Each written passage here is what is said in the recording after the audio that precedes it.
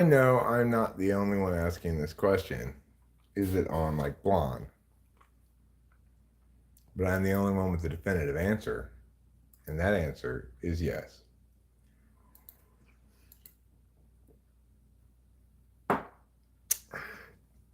It's not just on like blonde, it's on like flan as well. The Mexican dessert. You may have heard of it.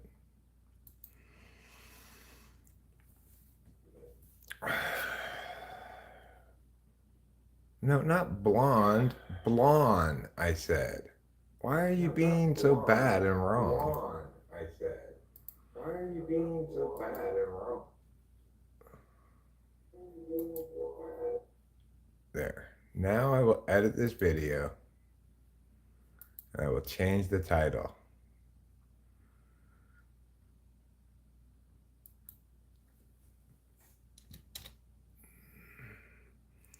It's supposed to be, is it on like blonde?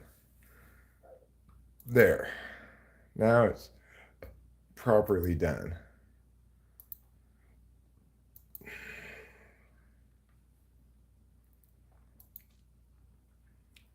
There. Now we can finally relax and learn to live and love together as one. What is blonde? It's the thing that on is like.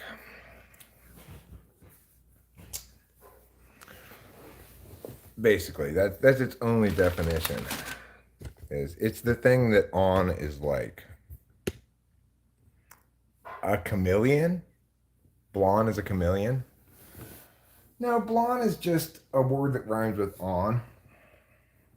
Rhythmus, but I like your interpretation.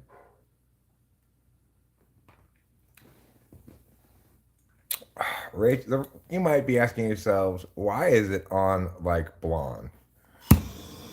Well, the answer is because a little somebody called the amphetamine fairy visited me today.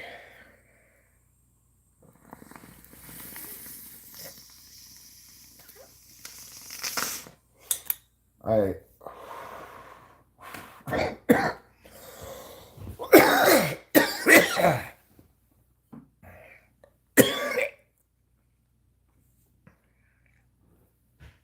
results can only be called beyond my wildest hopes. I messaged the doctor yesterday saying I don't want to be on Vyvanse anymore because I have to wait for it anyway. So can you either just put me on Adderall or straight Dexedrine?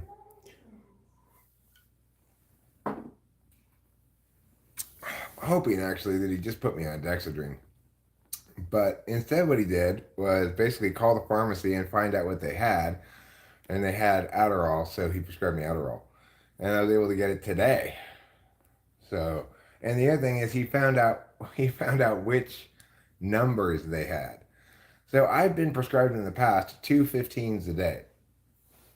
15s are a weird quantity. It's like people don't normally get 15s; they get 10s or 20s or 30s, which probably contributed to why I was having trouble getting it. So, yeah, two 15s a day. So instead, what I got is a bottle of 30s and an instruction to cut it in half because that's what they had. So that's a good doctor, right? I think probably Mick Jagger is. I think probably like Keith Richards is like an ESTP. I don't know about the other two people in the band. So it's like I'm really pleased with my doctor. I'm really pleased with the Pioneer Pharmacy. The drugs only cost me $30, which is great, as opposed to $400 for Vyvanse last month. Boy, oh boy, that's just too much. I can't afford that on a month to month basis. So I'm feeling pretty happy about the way all of this has played out. Hi, Hero Lamb. And, Rachel and I are both ready to bedazzle a corduroy jacket.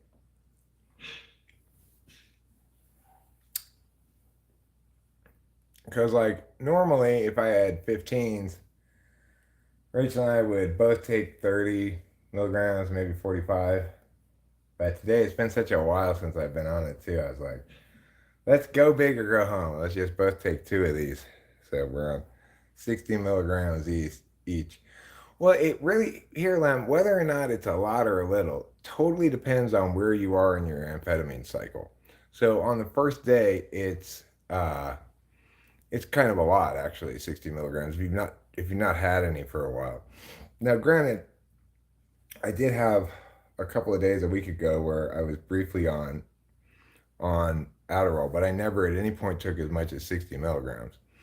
And I'm long since recovered from that. And prior to that, it had been weeks since I'd had any. So it's like my head's really clean.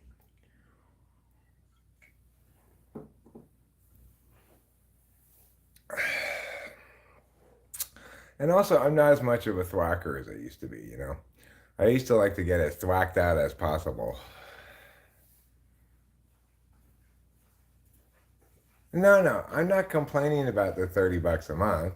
I'm saying that's great. It was only $30. I was complaining about the Vyvanse, which cost over $400 a month. Yeah. The $30 a month is fantastic. It's the alternative to the one that's too expensive. And amazingly, Rachel's expensive drug, which normally has cost us over $200 every month, was only $18 Yeah. for reasons that have to do just with the pharmacy we're going to and their policies versus CVS's policies or something like that. I'm so glad that we decided to switch. Me too. The supermarket pharmacy is great. Yeah. They can't always give us the answers that we're looking for, but I think that's the case. I think you're right. It's like a policy that Yeah, really. they're not really supposed to talk Yeah. about these kind of drugs, but you know, it's like even with getting my Adderall today, she just glanced at my driver's license. Yeah. Yeah, it's like It almost like yeah. they're not worried about me being a faker or whatever because I fit perfectly in with that supermarket in this community. We went to a yard sale not that long ago. Well, you mentioned this before here, Alan. Sorry to hear that, but I do understand also that your situation is somewhat pressing. You know, you got a somewhat pressing need. Yeah. So I'm not one to judge. You're not gonna catch me being like Taylor was the other night. I'm sorry he was like that. He was upset that Hero Lamb scammed. No, he was saying to Hero Lamb, basically, stop complaining about your horrible situation and stop being a little bee or something. But you know, that's so just fucked up. It's like you genuinely have a horrible situation. It's perfectly reasonable for you to complain about it. Yeah. And in places like this, in like a forum sort of, um, this is the place to complain. I mean, in my mind, anyway. It's good. It's good you feel bad. It's also, you know, Yeah. get your situation as straightened out as you I'll can. watch you and stuff. It's hard to be a saint when one's circumstances don't empower that. Flow State, you may have known him as Flow State. I think that was you, right? He was kind of talking shit, and you said be respectful. Was that you, or was that somebody else?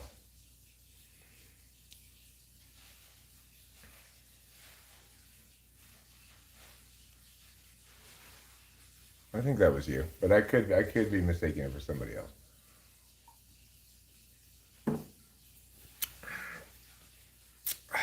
Anyhow,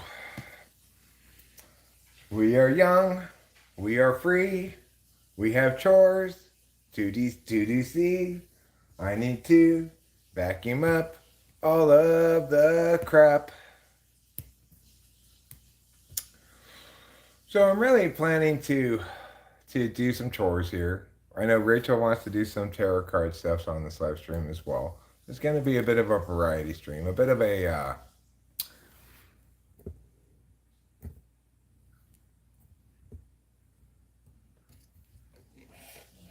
right. Well, what I'm saying is, regardless of what shit he talked, I'm sorry about it because you were trying to, express yourself about something that was bothering you, and um, instead of giving you a fair hearing and considering how your circumstances might warrant some self-expression about it, he was just trying to kind of shut down your expressing yourself. I, in general, don't like that at all when people try to shut down other people expressing themselves. It may not bother you as much as it does me, but my function stack makes it such that I am a big believer in self-expression and talking, and I'm not an approver of people shutting talking down because supposedly it's not tough enough or whatever. It's ridiculous. I gotta put on deodorant because I got mad drug sweats right now. It's fantastic, but stinky. ESTP is gonna ESTP, yeah. Male ESTP 8s like Taylor especially. But seeing my daughter too, she's got her own ways of shutting shit down.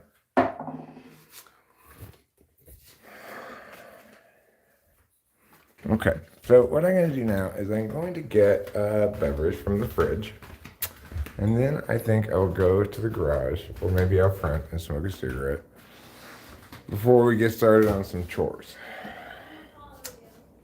Okay, sounds good.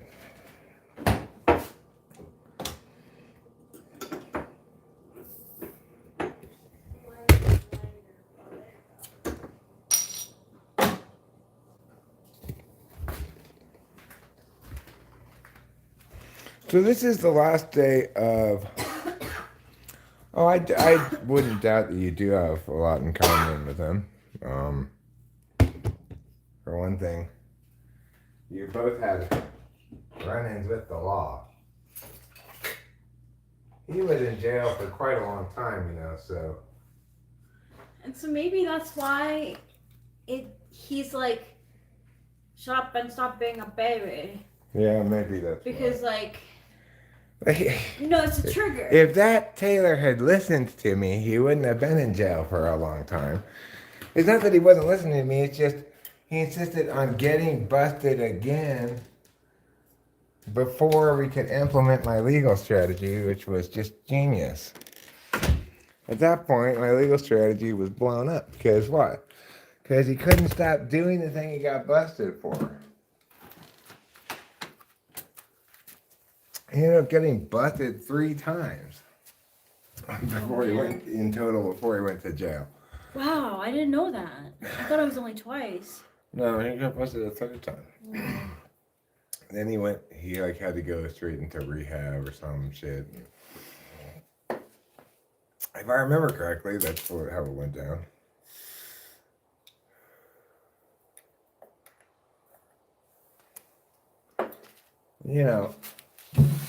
I'm a big believer in defense attorney work as opposed to prosecutor work.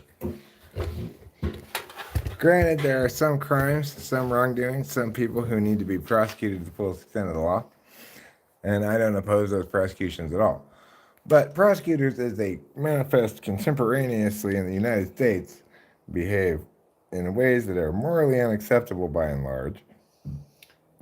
And something needs to be done about the near absolute immunity enjoyed by prosecutors for their wicked behavior and the name of their job, But don't get me started on all that.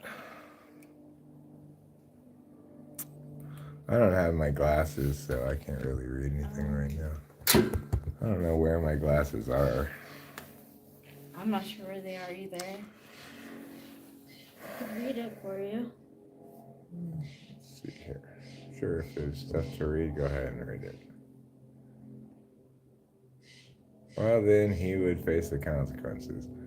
Well, he did. He went to jail for quite a long time. Months. Contra artist says it's easier to deal with the world when you look at it every toxic person as a hurt child, they become cute. Well, I mean, not if they're being toxic to you, they don't. No. You know, it's like there's no cute way to suffer abuse. It's always anti-cute. Well, it's like we were talking about how like physical attraction's like extremely important, right?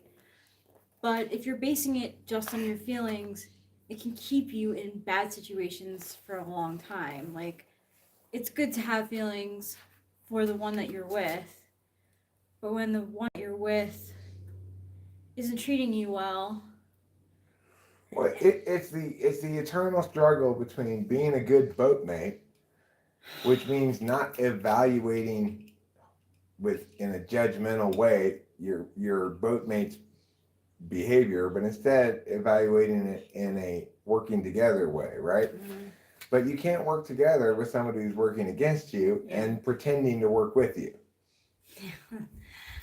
what kind of boat would that look like? Is It like, looks like a regular person in a relationship with a toxic person. yeah. Well, that's what made me think of Corey. Is that he has? It's clear that he has a very strong attraction to Liz, and he has very strong feelings towards her. So Well, I mean, I don't know what to make out of that. It's like at this point he's grasping at straws for anything that he can claim to have any kind of, you know, because him staying in that relationship isn't justified by any justification. It's possibly best justified by his thoughts about his kids, but even then it's not justified by anything. Nobody is well served by that toxic environment persisting. no.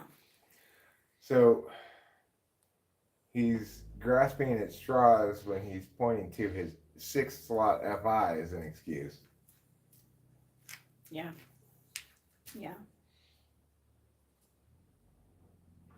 Yeah, that it makes a lot of sense, right? Because sixth slot, he's countervalues his but- own feelings. But if that's what he's throwing out there as a justification, then you know That is. He he's he having to legit- just say like, I don't even value this, but it's all I got. Yeah, like he said, he has his dream girl. She even says when we That's probably her language. it is probably her language, but I don't think she values it very much because like when we were talking to her around like well the last time, not when she was here, but when we were still living in Arcadia and you know, she had that kind of groundbreaking moment of being like, yes, I abused my husband. She says that Corey always tells her I'm Because it needs so much constant reassurance, right? Anything less than constant high intensity emotional engagement with her, she views as abuse, sure. basically, because of her childhood experience of neglect. Thanks, Hero Lamb. It's kind of a I don't know what to make of certain comments. What does Hero Lamb say? Wow, Rachel, you look hot. Nice outfit. I mean, I like to think I'll take it. You know, you do look yeah, hot. thanks. I hope I look hot like every day. That's really vain of me, but to say, but like I do try to look good. I do put effort into my looks. I want Eric to find me appealing. I definitely do. And the thing is, you don't even think that I need to wear like makeup or anything,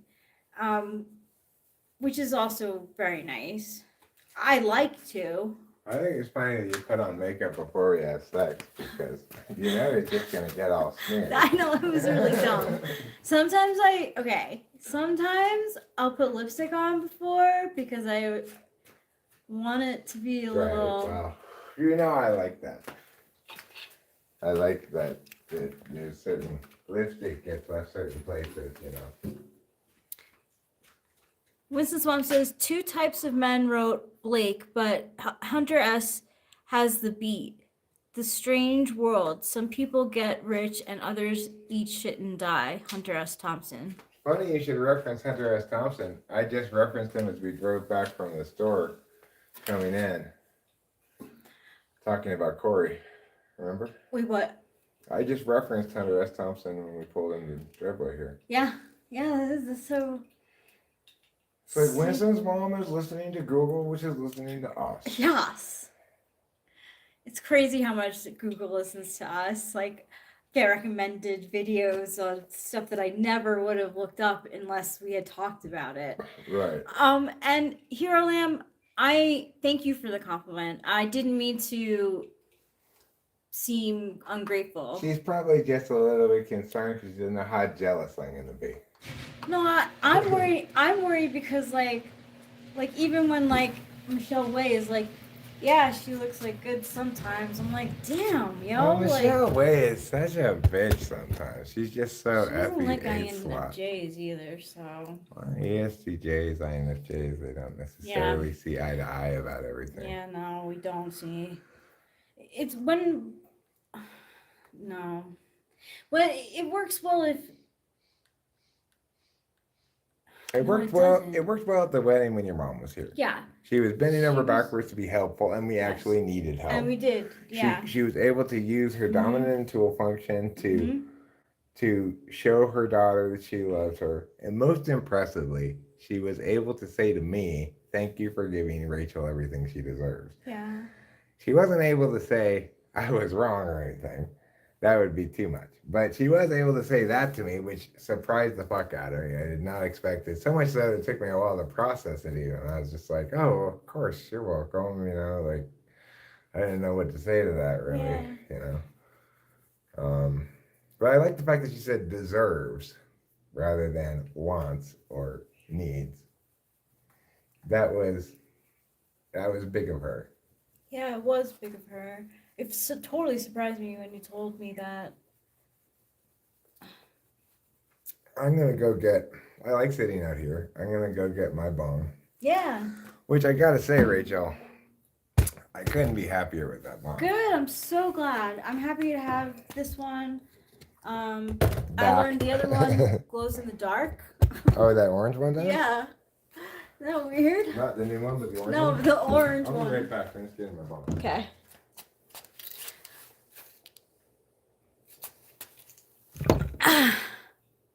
Winston's mom says, I'm gonna look for my glasses real quick. okay. Lexicontra artists. We have several INFJs in the chat who appear here regularly, and Mrs. Strauss, Mrs. Host Eric, Rachel is an INFJ.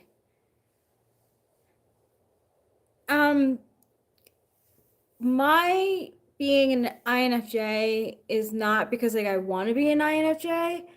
Actually, Eric, I was taking my own tests online and I came up ENFP a lot of times. And then once I got ENFJ and a couple times ENTP, and I'm like, ENTP and ENFJ are so, and ENFP, excuse me, are so different. Yeah, ENFP and ENTP are so different. Like, how could I be testing like this? So I'm like, I have to get a typing session with Eric, and at that time with Spacey too.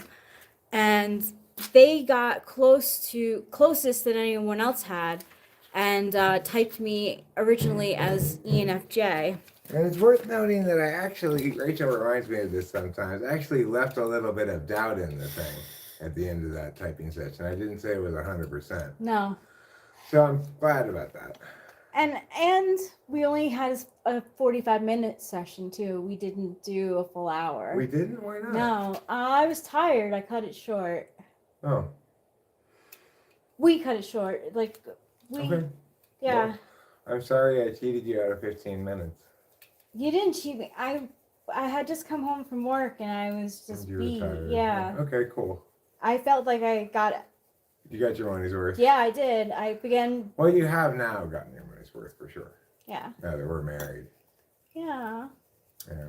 And and now I'm typed correctly too. It was, I fought Eric on the typing of ENFJ for a while. She was right to.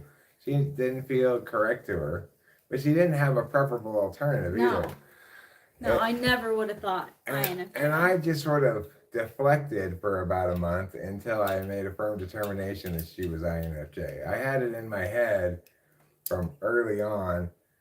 It kept growing and growing, but I didn't want to say it until I was 100% sure. Because once I making one mistake on a first typing, well, that's gonna happen. Mhm. But I want to make sure if I'm gonna correct it that I'm never correcting it again. Yeah. So Yeah, that's why it bothers me, like on personality database when they say that like I don't really seem to have much to say, and that Eric just wants to be with an INFJ, so that's why I'm an INFJ.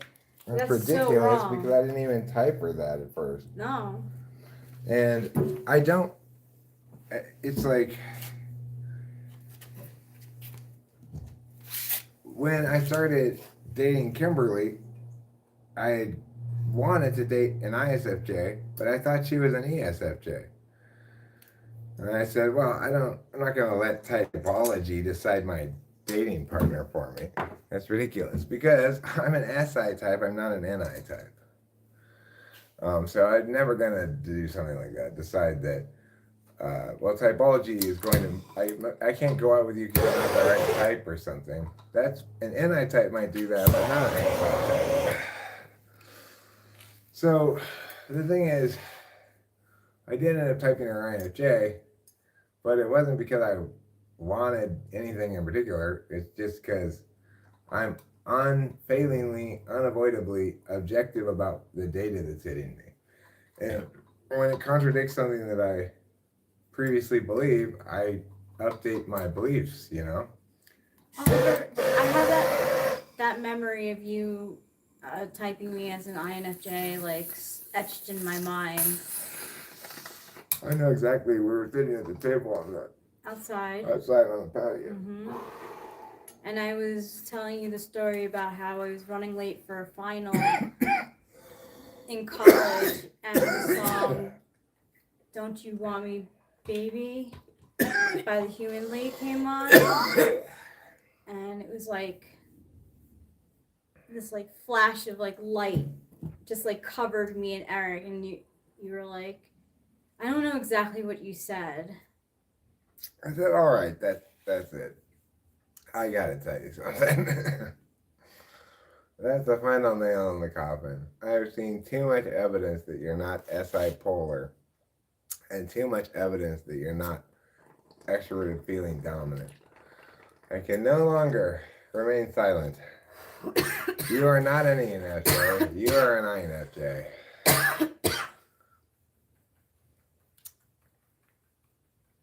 Yeah. Apparently, Oprah is what I always kind of thought of her as. An ENFJ? Almost certainly she is. But the thing to remember, the moral of this story is I don't really know for sure until I at least type somebody. And even then, there's always this problem that extroverted tool functions appear a lot more extroverted in a typing session than they do once you get to know them. If you've got an extroverted feeler in a tool function especially, that can happen. So, or an extroverted intuitor in a tool function. Either way, you end up getting a lot more extroverted display. Less so with TE in a tool function or with SE in a tool function. But SE in a tool function, you don't get much extroverted display because they're anypolar. With TE as a tool function, you don't get much extroverted display because TE is not a talking function. But with NE and FE, you get a lot of extroverted display. So that can be misleading, Sometimes I can have trouble telling apart ENTPs and INTPs. Sometimes I can have trouble telling apart ENFJs, INFJs. ESTPs, ISTPs are easy to tell apart though, because one of them's NE polar and the other one's not. Our mechanic in here in Mariposa said almost certainly ISTP. He's full of one-word answers. Yeah, he is, just like the pizza girl. Just like the pizza girl, right? Yeah. He was all business, and he was very efficient. I was very impressed with, first of all, like his honesty. Like, oh no, I can't do an oil fill. Yeah, because I was like, well, we'll get the tire changed in tomorrow, and while I'm here, I might as well get the oil change. I saw he had a good deal on that, on a all full synthetic oil change. He said, nope, can't do it. Don't have time. Okay. Yeah, great. like It'll have to be some other time then, I guess. Yeah. And he took us right at 2:00 when he said Mm-hmm. he was done by like 2:40. Yeah. We had to, after we ate our sandwiches, we had to wait like 5 minutes maybe is all. Yeah, we didn't wait long at all. So he was great. He's got tattooed on his hands, family first. Wow. On the outside of his hand, like this part. I didn't notice that. Yeah. I noticed tattoos, but I didn't know that's what it said. I tend to read things. Yeah, that makes sense because you're a word person. I notice what people do more. You'll notice different things than I notice, but in general, I'm way overweighted towards reading things. I recall the instance when I was driving back from Oakland one time, and the picture on the phone told me definitely to go here, but the words said 4th Street, and the sign I was looking at said like 3rd Street. And I was just flummoxed because I don't follow pictures, I follow the words. And so I thought, well, I'm not going to get on this. And then I drove a little further and I saw the sign finally, 4th Street, like, it was hidden or whatever. And then I quickly turned and made the way. But I was going to obey the words, not the picture. I don't trust pictures. I trust words. See, I like to observe people in action, like when we were at Frederick's and that two ladies were obviously trying to real estate deal. Like, it was so obvious, it was almost like a play of how it would look if this wife with some extra money. I guess, were you the one who pointed it out first? Mm-hmm. And then I told the general story of it after you pointed it out, huh? Yeah, once you pointed it out, it was obvious. And then I said, this must be like a boutique-y lady with a rich husband and all that other stuff. Yeah, that's what you said. You added to that, yeah.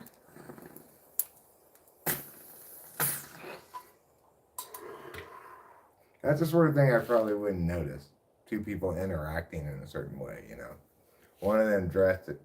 The interesting thing is you think of traditionally maybe the real estate agent is dressed to the nines and the client is dressed down a little bit. In Mariposa, it's the opposite. Don't you think so? Did you hear that? No, I was reading, I'm sorry. I said, you think normally you'd have the real estate agent dressed to the nines and the client being dressed down a little bit more. But in Mariposa, it's the opposite. In Mariposa, it's very... And I learned, I bought myself some sweatshirts and a fleece zip-up because I learned that way into December, if you're a local, you're not wearing a puffy jacket. You're wearing a hoodie because you can stand that cold. I don't really notice that stuff because I don't really dress normally, I guess you'd say. Hug her? Of course I'll hug my darling one. Thank you. I love her so much. Hero lamb. Oh, thanks, Hero Lamb. She does want me to hug her? I didn't know that. Were you? Did you know that? I didn't know. No, I didn't know that. Although I do love hugs. We just did, Hero Lamb. Thank you for suggesting it. No, he'd said that before I did that.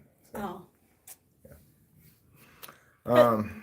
But yeah, I love hugging Rachel. I love my wife very much. We're not the most touchiest people ever, but we're probably quite touchy for a couple of universalist intuitives. I think we're probably more touchy than other ENTP INFJ couples, maybe. I'm not sure how many couples are there of ENTPs and INFJs in the world. I don't think that many. I don't think that many either. On this one, I'm going to go ahead and give Kiersey a wonder point for calling us the golden pair. Yeah. He gets a wonder point for that. I'm not a Kiersey fan at all, but I like that name. We do share it, We share what? being a golden pair. Oh, we're an example of it. Yeah. We are an example of it. And we prove the concept in our example, but we don't really prove the concept. We are consistent with it or exemplify it. To prove the concept, you'd have to look at a bunch of ENTP INFJ couples. And I can tell you already, I know one instance of one of those couples not working at all because the INFJ was toxic. Namely, Isaiah Rude and this one lady. Oh, yeah, that's right. That's right. I think maybe her name was Rachel, too. Was it? I don't remember. It could have been. Yeah, she was toxic. She wouldn't talk about the relationship. And when I heard from Isaiah Rude, shit that went down, it was obvious she was very toxic. Yeah, if the person's toxic, it doesn't matter. It invalidates the typology shit entirely. Yeah. The reason that relationship is terrible has nothing to do with typology, even if it's a typologically bad relationship. You know, it's like my relationship with Kimberly didn't disprove the possibility that a dual relationship can be good. Yeah. Same thing with my parents. If my dad is an INFP, Which I he's think a he dual, yeah, then I do too. is. I spent enough time around him now to get a pretty good sense that he's not an ENFP. He would have annoyed you a little bit more. He's like an introvert, right? He is introverted, yeah, but he considers himself to be an extrovert. But Well, you see him at dinner putting on his extroverted tool function, and then when we get back to the house, you see him introverting with his iPad and his headphones. yep, he loves to read. And my mom's an ESTJ, and they were a dual, but my mom treated him toxically, so they are now divorced. But again, And like the divorce itself was part of her toxicity. He didn't even want that. no, he didn't want a divorce. And she continued to be toxic after the divorce in trying to deny him access to her family members that he had become close to. Yeah. Which is textbook toxic person bullshit. What does she care? Right. Like She just wants to control things. yeah, and like also she like why should she care? Especially since she moved to Myrtle Beach and she's not going to be seeing her family. Yeah. Hi, Luminix. I suspect that the nice thing about NI-polar toxic people is they don't successfully or correctly anticipate the impacts of their own decisions. So I think they're more prone to regret than other toxic people.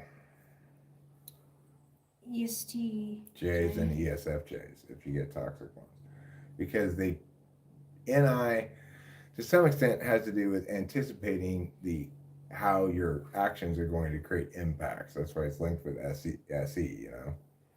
And so NI polar does a poor job of anticipating all of the various impacts from their actions, especially from their words. Yeah. I didn't put it together, but I was there. So like when I went back to New York for those few months, my mom was there for a few days. Then in the early morning, she left. And I didn't put it together until maybe like a month ago that, oh shit, she told me that. But she didn't tell anyone else that. Like, She told you what? She told me the night before, she was like, I want to give you a hug because I'm leaving tomorrow for Myrtle Beach. And I was like, oh, okay.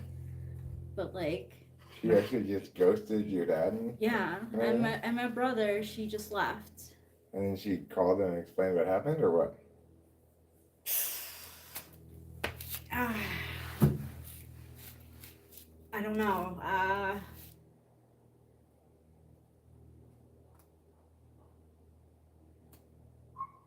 wonder if her leaving was precipitated by your returning. No, she was in the works. As soon as she was working on it for like a year. She probably had mixed feelings about you coming back because it re-enabled her to exercise control over you, but it probably added an extra complication to her plans. You Yeah. coming back, so she probably had Yeah. mixed feelings about it. But It all worked out best in the end, yeah, it It did. was wrong of your brother to do what he did, but Oh my God, it was did so end wrong. up putting us back together sooner than later. Yeah.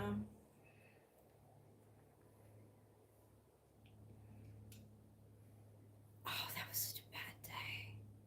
Well, this is the last day of International Emo Week, so it's appropriate that we process some of this stuff. Yeah. Okay, so Fate Wind says, can I give my opinion, host, on your relationship? Sure, that makes it sound like it's going to be a negative opinion, but go ahead.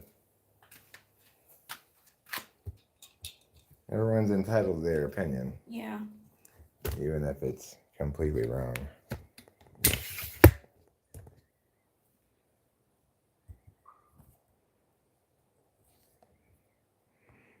I'm interested to hear what it is.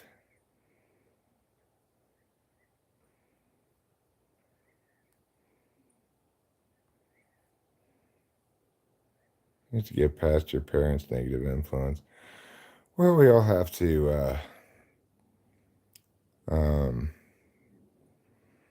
using DNCH subtype theory, you can have a pretty good relationship with any type of their subtype is compatible with yours. So harmonizing with creative and normalizing with dominant.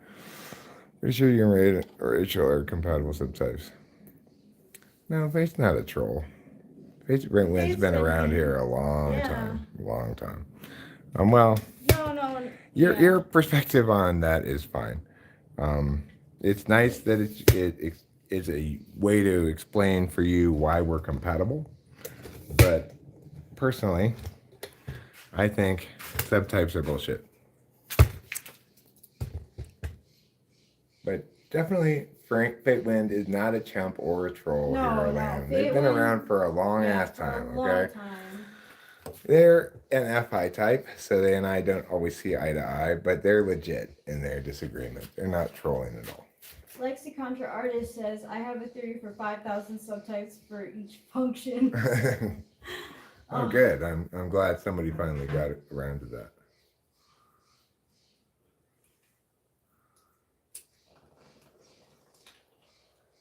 I don't know what joke you're talking about. Yeah, I want to agree. You have a Burger King where you live? Congratulations. We have a Burger King where we live too. I guess that means we live in the ghetto. Yeah. Although apparently not for long. Apparently it's going to be replaced by a Starbucks. Did they vote on it? Oh, I don't know. But I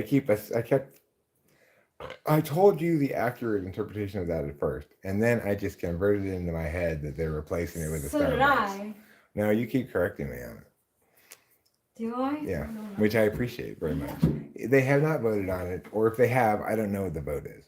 What they were going to do was vote on whether or not to let a Starbucks replace a Burger King. Yeah.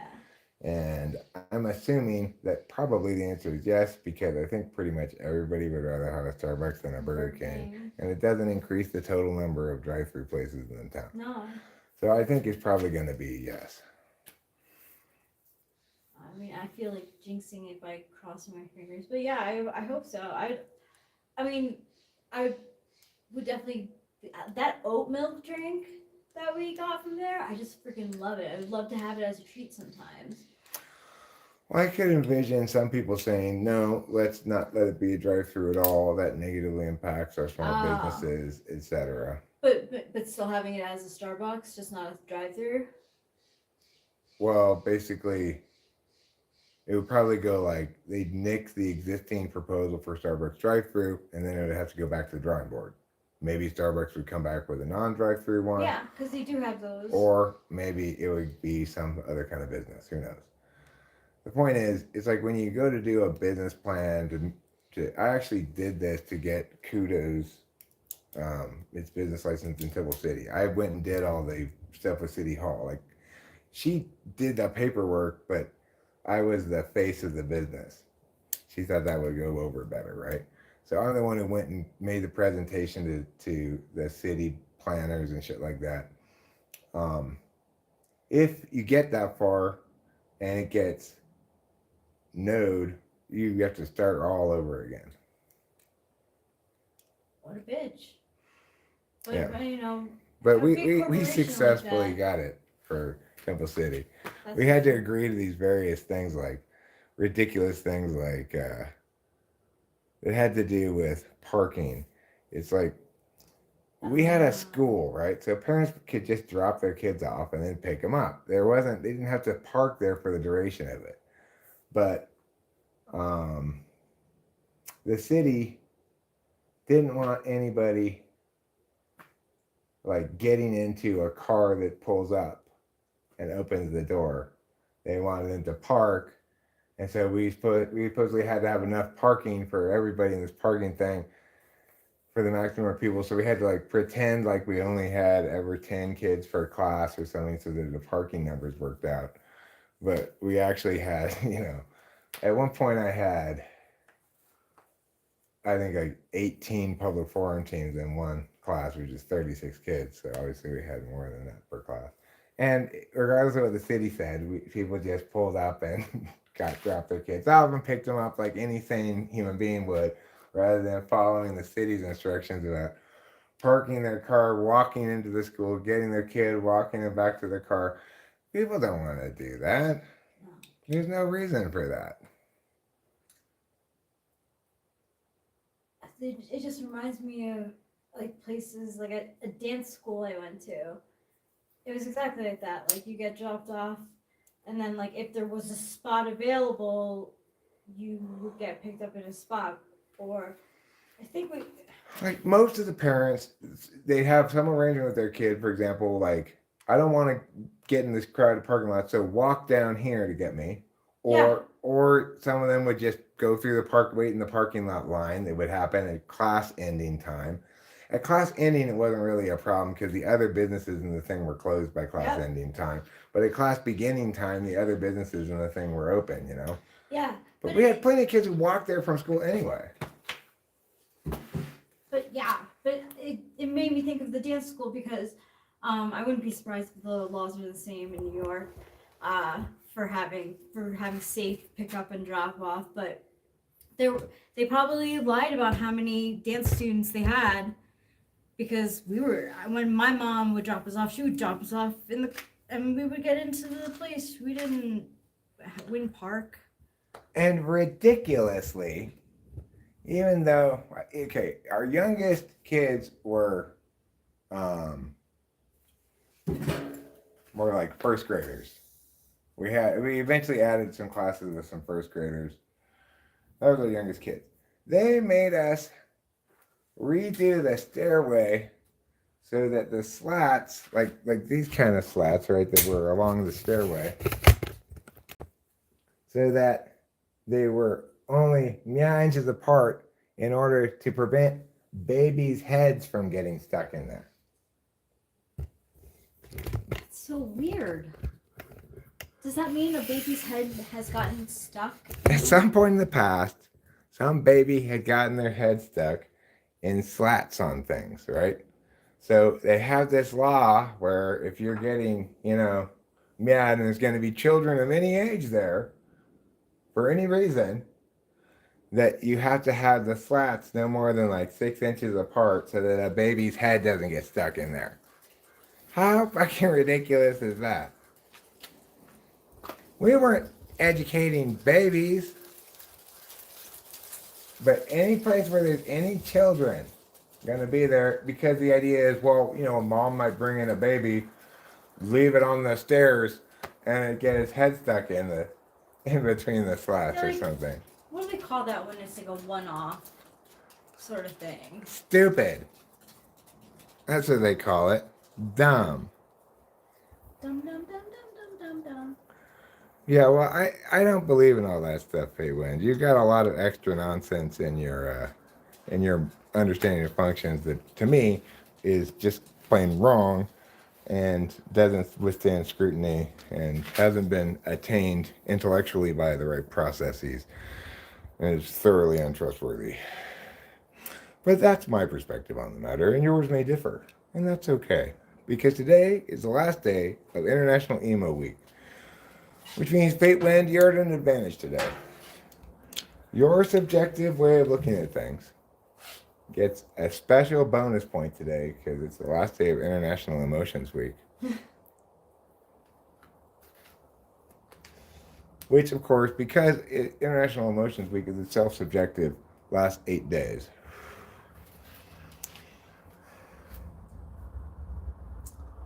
And so, you know, it's like today, Rachel and I think we were both feeling when we heard the news that the Adderall was ready for pickup from the pharmacy.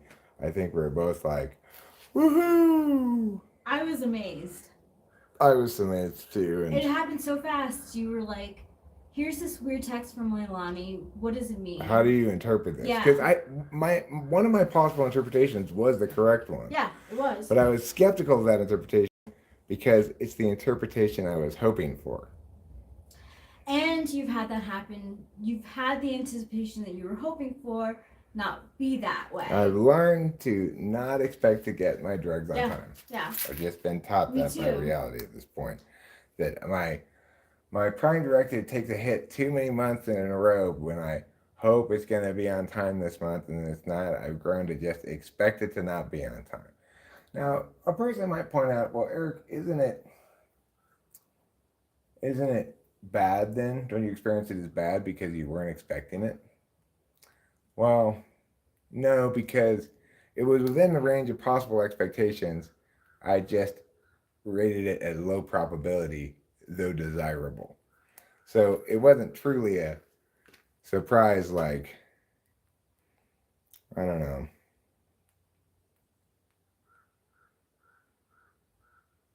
a meteor striking the earth.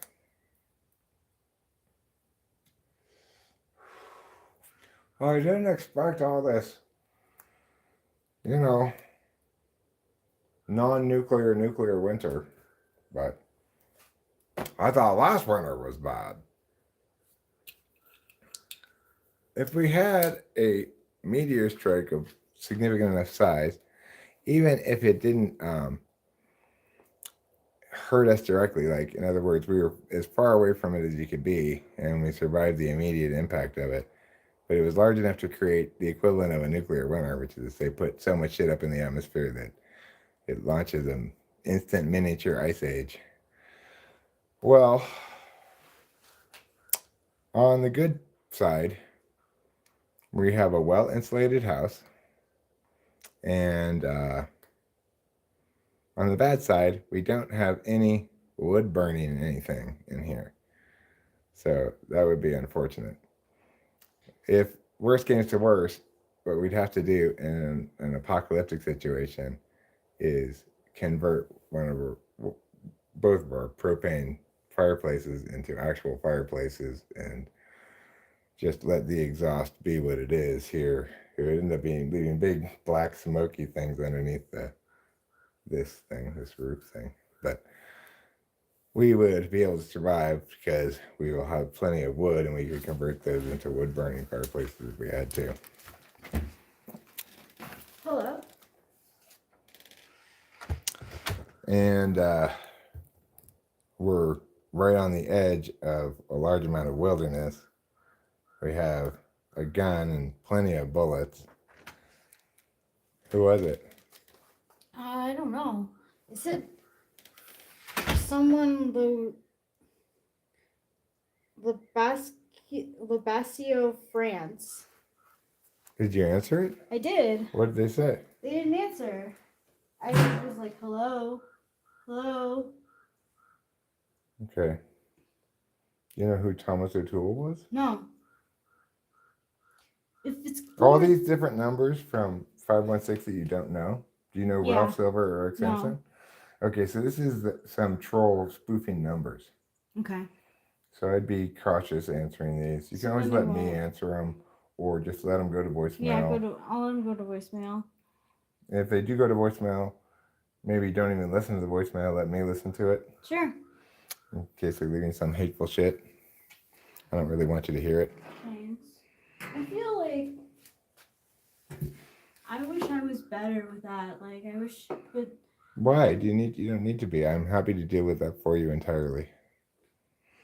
Well, they know that what happens is spoofers, they'll see what area code you're from and they'll spoof numbers from that area code in order to get you to answer it because you figure, well, I might know somebody from there, right?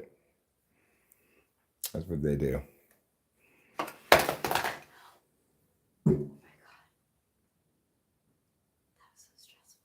It's okay. So did you answer those other phone calls from those other numbers? no. Okay. Can I see it? Because it should indicate whether you did or not. Oh, they're all red. Oh, you answered this one. Yeah, that one I think you were there for. Oh, they were asking about whether it was Yeah. your number or the previous person's number. Yeah, I remember that phone call.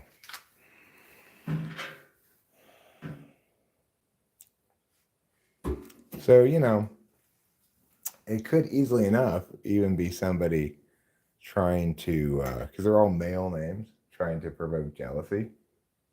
Could be, but the male name, it was a woman. Well, France could be either, right? Yeah. I'm not sure if that's a male. The or one a that female. actually answered and asked for the previous That one was a woman. But the name on it was male, huh? Yeah.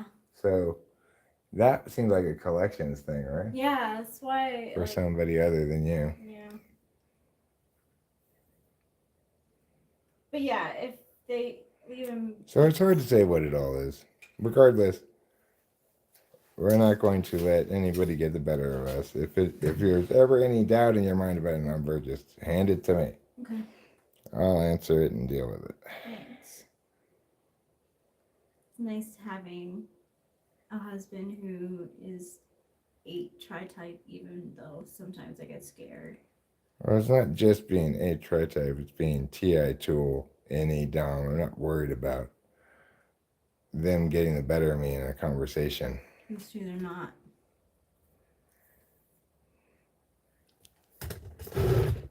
Okay, Trouble, you can go back in. I also think I need to poo a little bit. So why don't we relocate to the inside? I pooed a little bit earlier already.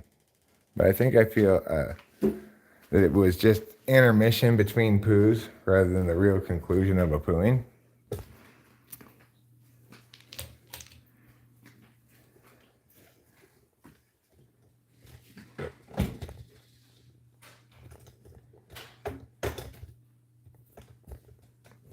And you don't have your voicemail set up, huh? It only says, yeah, you have my set. Oh, I might not have it. You don't have it set up. You should probably set it up. What should I say? Oh, you mean as far as a Hi, this message? is Reed. You should just say, leave a message. Okay.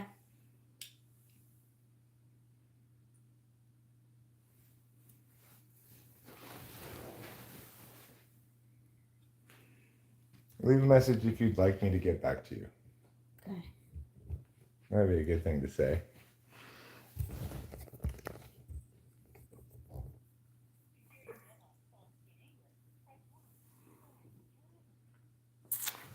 So what I'm going to do now is I'm going to meow the meow If there are unlistened to messages, Rachel, you might want to let me listen to them first.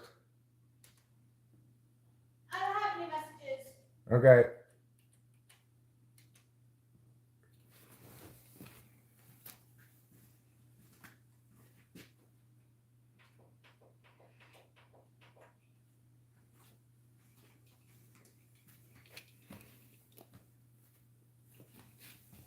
Let's get a little bit more light like this.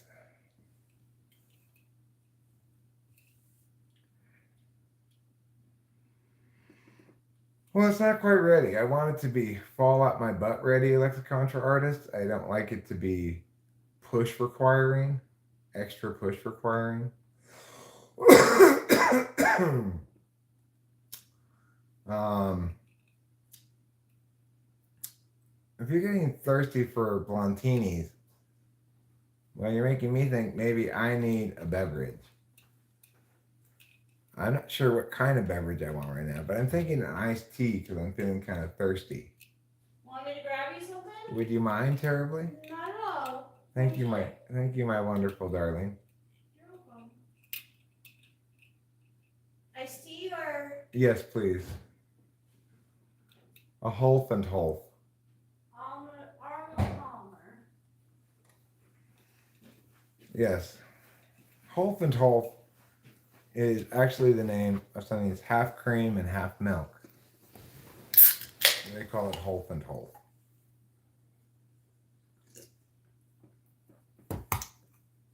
Before we go any further, I'd like to sing you all sign holders. Sign holders, be safe and wear your hard hat. Bright green safety vest and modesty pants. Your sign says slow, but you wave me fast as my wife and I confusedly drive past. So good. Yeah, I didn't actually quite sing it properly, but close enough. Anyway, that song's called Sign Holders, and it's dedicated to those brave men in orange. Resplendent in orange. I think they should do a Caltrans the musical. What's Caltrans? Caltrans Trans. are the cone putters for the state. So when you see cone putters on the highway, it's Caltrans. When we drive to LA and they've got a little wall in the middle of the road for no apparent reason, and they just have endless cones put forever, that's Caltrans. The cone putters around here are Mariposa County cone putters. They're not Caltrans. But they're county equivalent of Caltrans. So the idea, Caltrans the musical could also be called Cone Putters the musical. It could involve the existing Cone Putters song, which is Cone Putters are putting some cones. That's what it was originally? Something like that. And then, or no, it was look at all the I can't remember how it goes. I have to look for it. It says, look at all the cones they're putting everywhere. Oh yeah, They're putting yeah. the cones, they're putting them there. Something like that. I was wondering. That was the original cone putter song. Sign holders is not a cone putter song, it's a sign holder song. Although Rachel tends to sing it, cone putters, be safe, but cone putters is a general category of all cone putters. Sign holders is a subset of cone putters. Yeah, yeah. Sign holders are. So it's not necessarily ridiculous for all the cone putters to be wearing hard hats. Depending on their job, some of the cone putters probably should be wearing hard hats. Mm-hmm. The sign holders probably don't need to be wearing hard hats. After all, they're just holding a sign. What's going to fall on their head? Can you think of anything that would fall on a sign holder's head? Like, sure, maybe asteroid. You, you know, if the foreman comes around and they don't wear their helmet, they're probably gonna get in really big trouble. Maybe a stern warning. They might get cones put around them and have to stand in the middle of the cones for a full day. Yeah. That's the punishment at the cone putters town. In cone putters town, everything is determined by cones. You know, where you drive, where you walk, where you eat, everything. There's sign holders and cone putters for everything.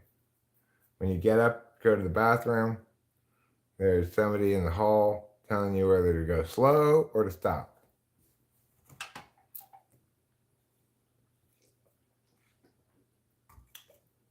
If they want you to go slightly less slow, they'll hold up the sign that says slow and go like this. So they technically have three options. They can say stop, slow, or they can say slow, but hurry up. I guess they could say slower like this. Yeah. So they have four options.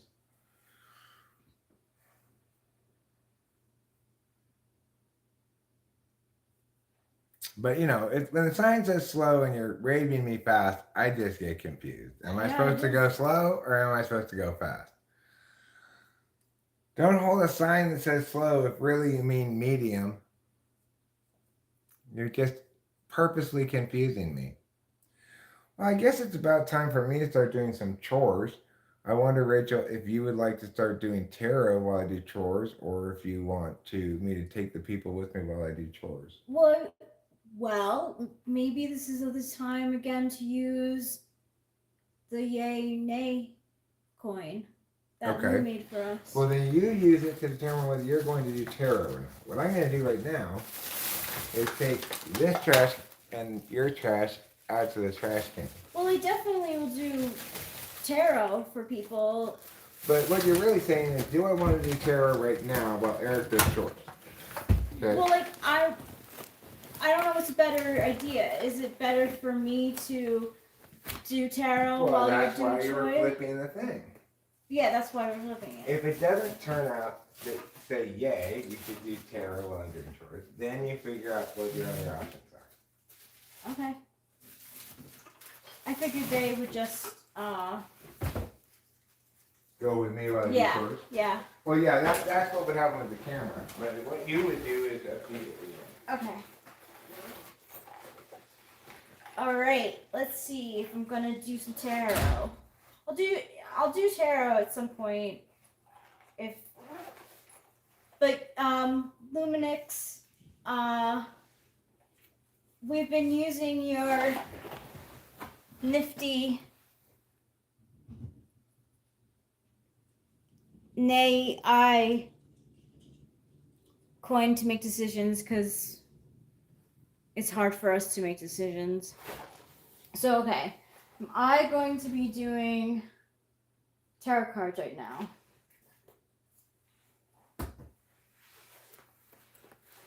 So, it says I will be doing tarot cards.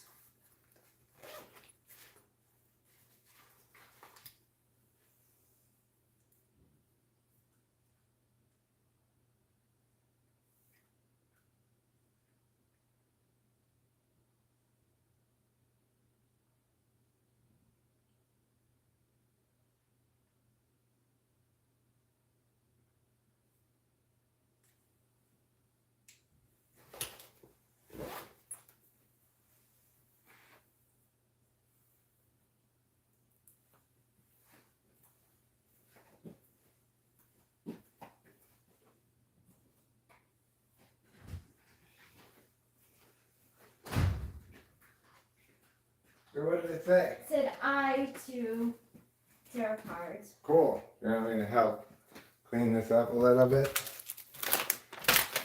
I'll clean this up a little for you. So do you think that's a husky or a wolf? I don't know. I mean, I heard you say husky first, so that's what I assumed it was, and didn't think any more about it. I didn't look at it a great deal. Looks like a husky to me. We've been using that a couple of times recently, Lou. Yeah, we've been using it a couple times. We used it today to decide to go to the yard sale. From which we purchased nothing.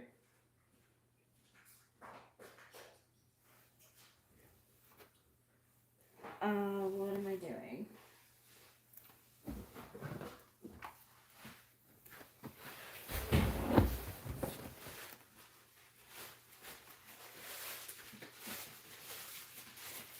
Tomorrow we're gonna get so many shorts that get so many views just by making shorts at the classic car show. Oh yeah, we're going to that. Tomorrow, right? Yeah. Yeah. I don't know why Unless the you want to go parking. tonight. Probably we're assuming it's a parade, right? But Yeah. we don't know for sure. That makes sense. A parade that goes into the fairgrounds. Yeah, maybe start at the top of town and work its way down into the and then pass down into the fairgrounds. Yeah. That does make a lot of sense. Yeah, it does. Well, not only did we go to a yard sale and bought nothing removed, but there was a yard sale that was at the end of a half mile of fairly rocky dirt road. Yeah.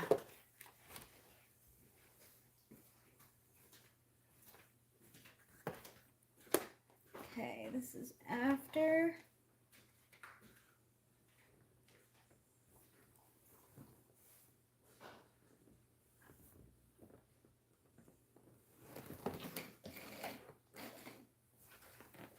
This is before.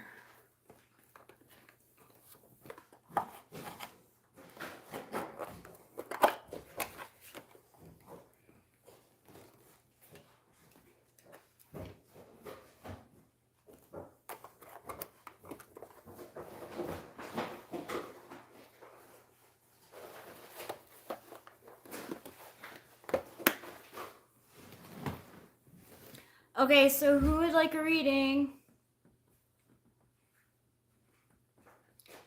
I do. Okay, Eric's getting a reading first. Host Eric. Okay, Roosmooze, you're next. Host Eric.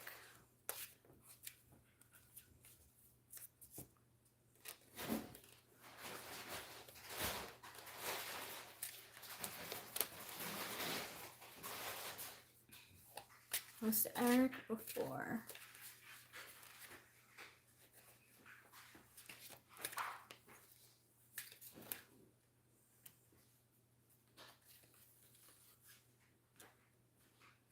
Okay, so you got the before temperance, number 14. Temperance? Yep, the 4 year before. Oh, before temperance. Yeah, so you're just filling up your cups. You're like getting ready to balance out the cups with water because you're a magical angel. But you're being like super patient about it because you know it's a process.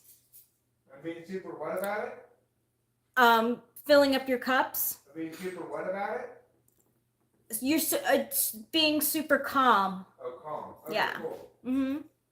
So before, this is before. Super calm, just like filling up your cups, and waiting for alchemy to start. Okay. What's next? Did I just get one card? No, you get 3. Okay, cool. Sorry.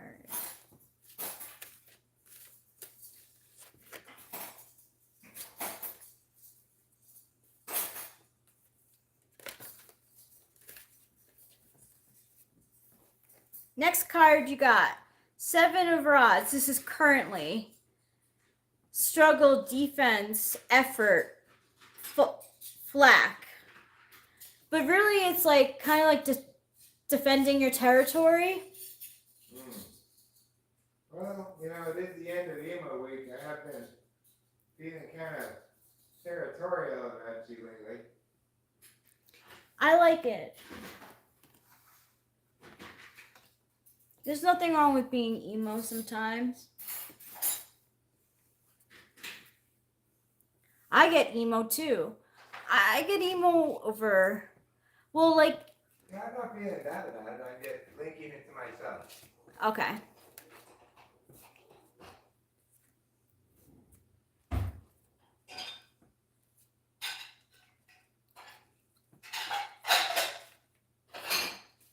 I believe my moon was his mom. It's in the sign of Sagittarius, but I believe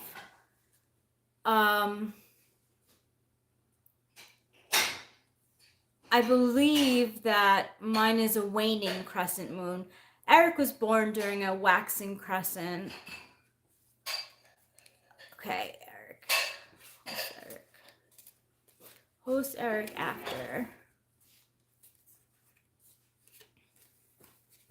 My son is in Capricorn.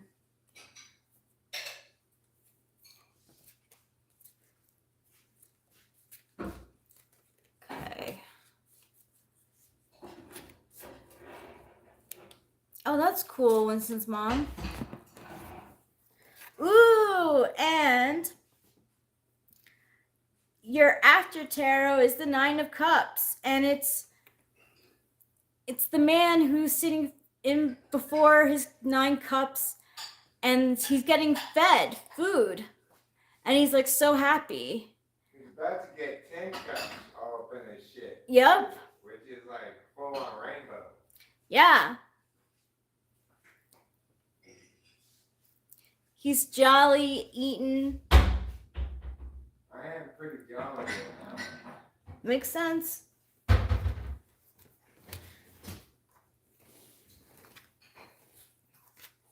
Okay, Ruzmuz, you're next.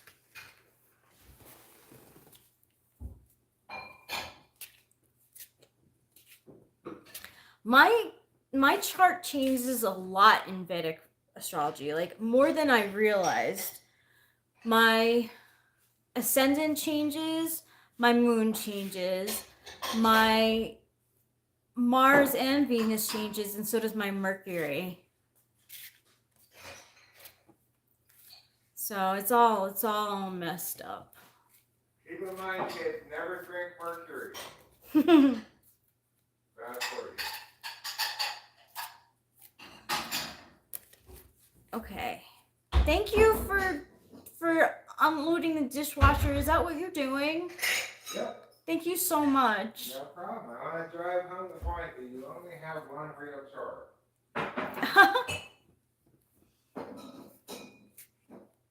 You don't do your chores, I just do them. I won't ever complain about it. I am not a Pisces, but I do have a Pisces, Venus, and Mars. I am Capricorn, the sea goat. Eric has a Capricorn rising, and I think Luminex does too. I do have Pisces influence, that's for sure.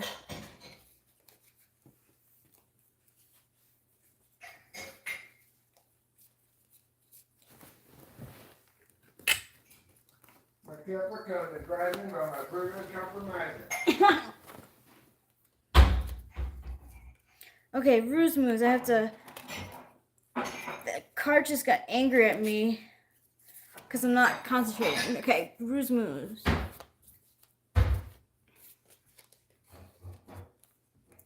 Yeah, it is good. I mean, you know, having Pisces, Venus, and Mars. Pisces is exalted in Venus, so like that's pretty easy, but having a Mars in Pisces makes me very conflict avoidant. Okay. That I thought so, Winston's mom. That's so cool that we have the same rising, I think we something. Okay, Ruse moves before. Ruse moves before. Never take a twofer. Ruse moves before. Here we go.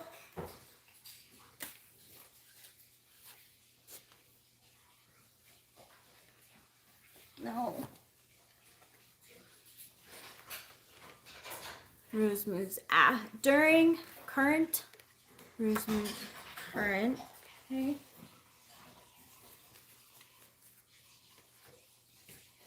Ruse moves after.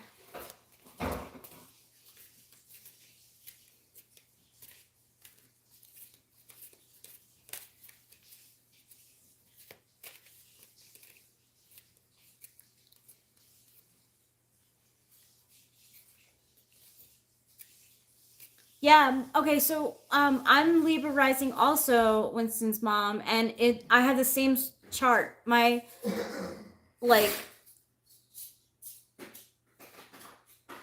I have like Aries in my 7th house where Libra should be. I have it backwards just like you. But I don't have Jupiter in the 1st house. I don't have anything in my 1st house. Okay, Ruse moves after.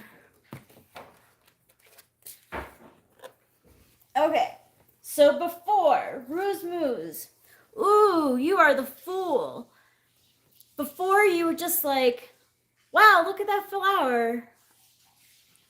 I'm gonna pick it. And your dog is like happy. Or it could just be barking like, hey, be careful. But it looks like you're going on a trip because you have a little satchel at the end of your stick. And you're in mountainous area, but you still are able to see the beauty in the roses. Now, you are strength. Number 8, major arcana. Patience, fortitude, tolerant, calm, kind, humility. So, you know it's a lion, and you know that lions are tough, but you're tougher because you kill them with kindness and you get to pet it. Look at you petting that lion. It's so happy. And you look so calm.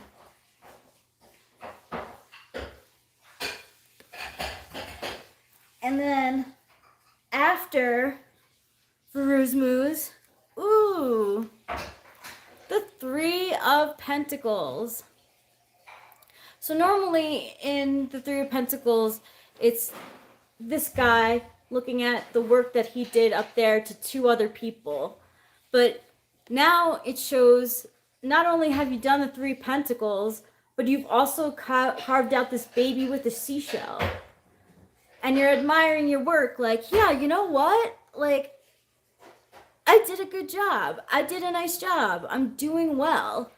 Like, I'm learning.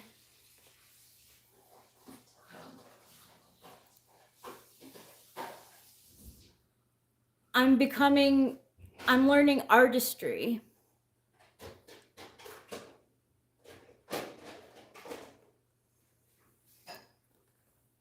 I'm glad it's spot on. That's wonderful. I'm happy to hear that. I like when I get feedback.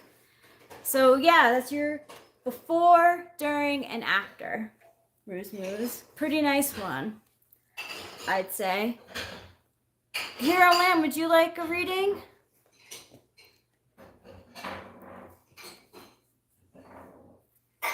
I don't know many Scorpio rising. I know a lot of Libra rising. Libra rising seems to be pretty popular.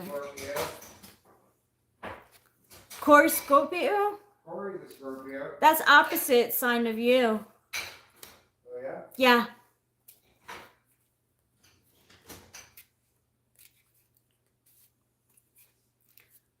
So you do know one Scorpio. What? So you do know one Scorpio. Yeah, I You think you know do. any Scorpios? No. You said I don't know any. Oh, I don't know any Scorpio risings. Oh, Scorpio. Right? Yeah. Never mind. No mistake. That's all right. Okay, cool, Hero Lamb. Hey, Acacia. Good day. All right, Hero Lamb, you're before. Hero Lamb before.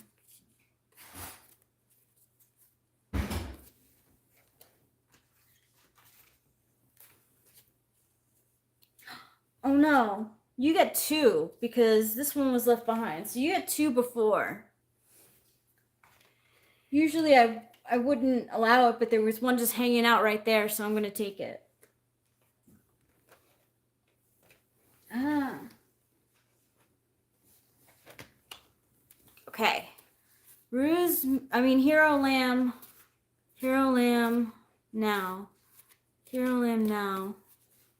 Was I saying Ruse Moose for the last one? I swear, my ordinality with things is fucking terrible.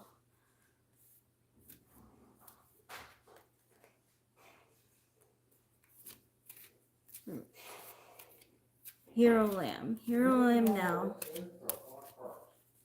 Hero Lamb now.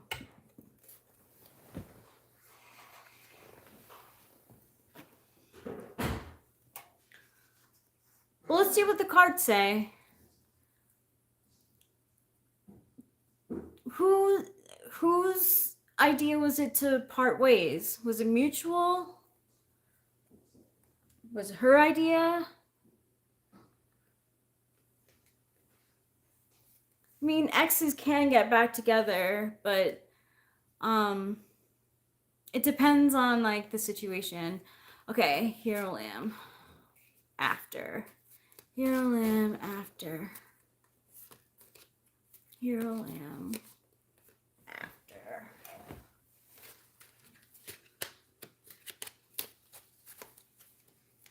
Cards are like really popping out right now. They definitely want to be heard. Okay, so your 2 before cards. First, you get King of Cups. There's a dolphin swimming in the background. There's a cup that's on its way because representing like the Ace of Cups. And he seems to be like not looking too happy. The sky's gray. The tide is going out.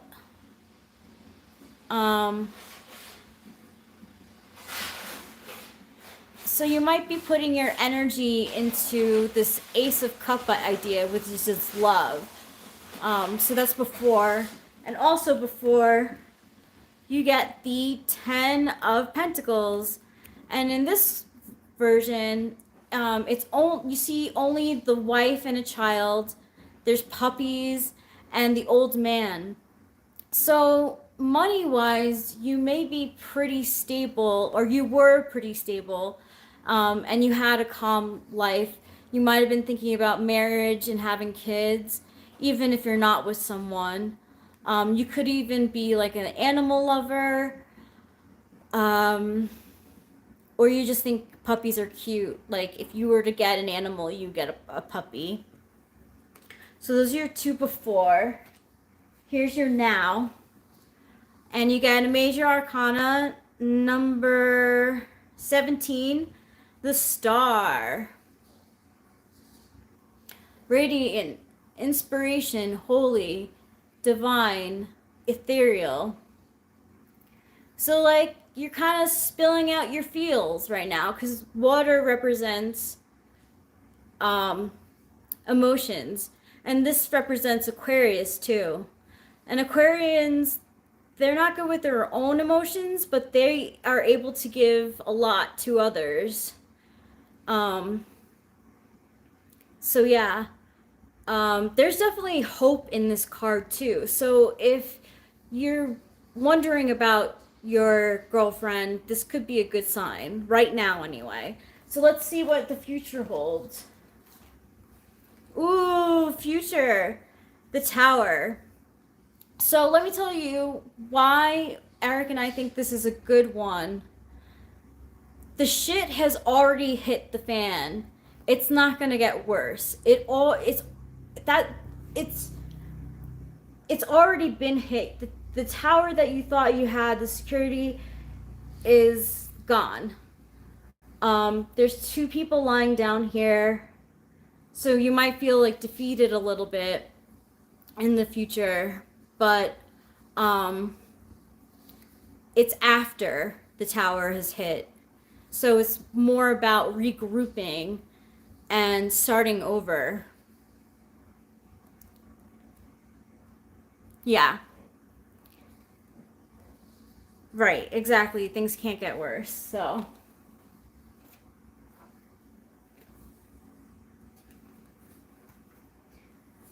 Stick with this energy.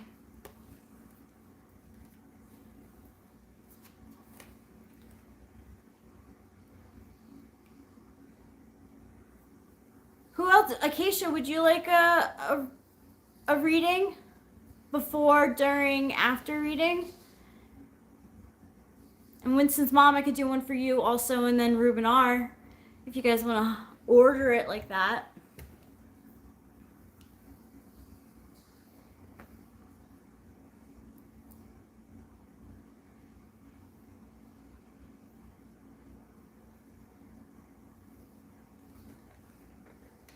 Okay, cool, Acacia. So here is Acacia's before. Okay. You're welcome, you're welcome.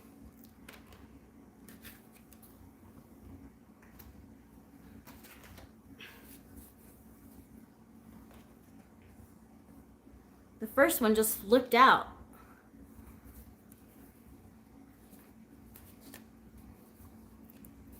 Okay, all right.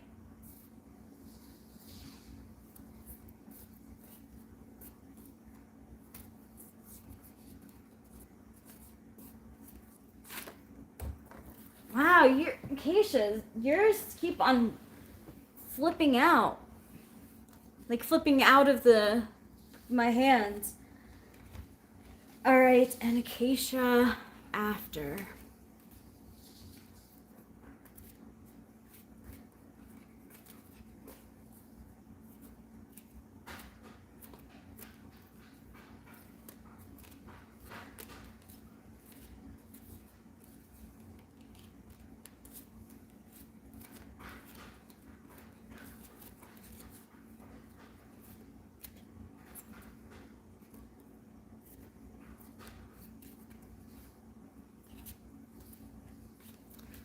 Acacia after.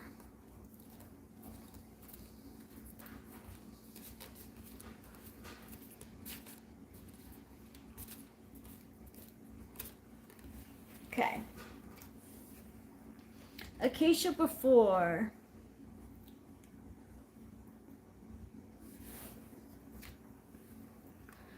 Two of Swords. So before, you were like, I have to make a fair and just decision, but I can't use my eyes to see. I'm going to use my intuition.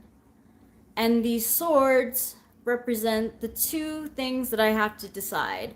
And swords represent mental stuff. You're also you might have been in the past ignoring your feelings because she's not facing the water, even though the water's really close to where she is. She can't see that because she's blindfolded. But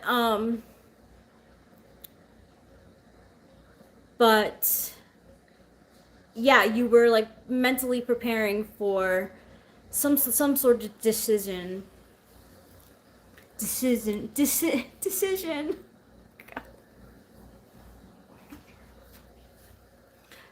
What you feel now is the 9 of Pentacles. Independent, comfortable, flourishing.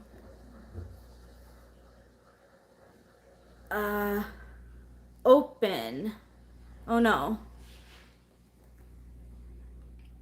So you're doing really well. Like, you're on your own right now. Like, you might be, like, have your own place, or like, you've just been saving your money. That's all the pentacles here. And you're able to, like, maybe get a dress that you like, hang out with animals because you got the bird right there. So you're by yourself, and this is very independent energy, but you don't really mind it. You're enjoying it. Um, and like I said, there might be animals with you. You feel like you have a good sense of what your money is. She does love animals, and yeah, that's her. That's how she's feeling right now. And what she's doing. You could even just be like counting up or saving your counting up your pentacles, seeing how much you have, taking inventory. But really, honestly, it's just showing you being in your element, like not really having a care in the world. And your future tarot card, the Four of Pentacles. Okay, so this is an interesting card. So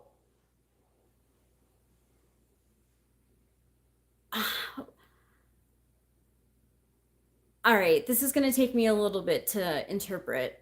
So you've got your pentacles and you're holding on to them. You are not giving them away. But for some reason, some deadbeat person who maybe owes you money or like is asking for a favor for you to pay for something is going to come around. But he looks like death because he's got the scythe and everything. So, but in my opinion, because his rags are, his cloak is all rags. It's like some deadbeat is gonna be try to like take your money, maybe like a phone call scammer or someone who like wants you to buy into like Bitcoin or something that you don't trust. So that's when, so in the future, hold on to your money. Don't let this person try and take yeah, isn't it interesting? Don't let that like person take your pentacles that you've held so tightly onto. Maybe the scythe is there too to tell you cut it out. Don't be so miserly with your money. Death comes for everyone, and you know you're not gonna be counting your pentacles when you're dead, really. But so it could go either way. I kind of want to get you another. Exactly. Ain't no one gonna take your pentacles. I want a clarifier for that. Cause let's see what the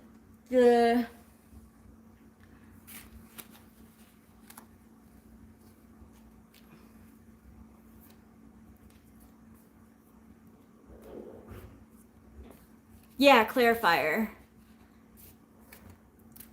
Okay. After for Acacia, after tarot clarifier. And if I didn't say it already, thank you, Winston's mom. I try.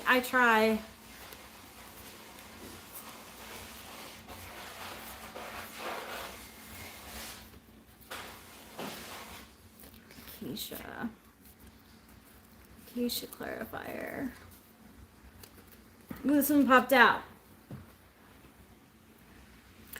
This is a good sign. Ace of Pentacles. After you have a scarab beetle in your hand, and look at that huge pentacle in your garden. It's like starting a brand new day. You might even buy something new. And I believe scarab beetles are a sign of good luck.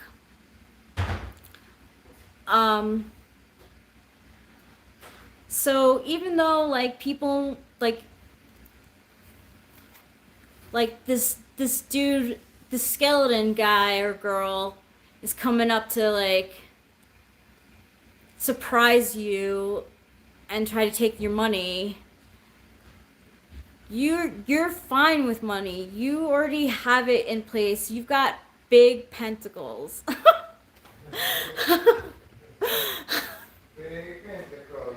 Yeah.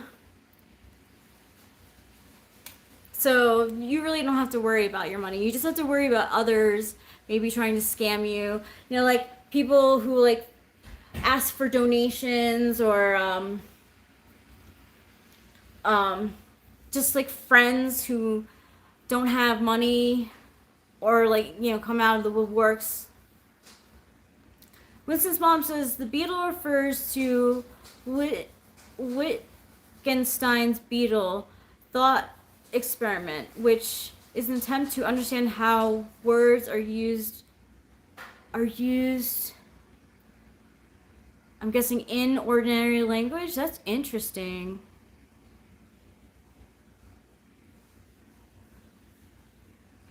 Yeah, so maybe that your money will go towards like a fun experiment. Okay. Ruben's next.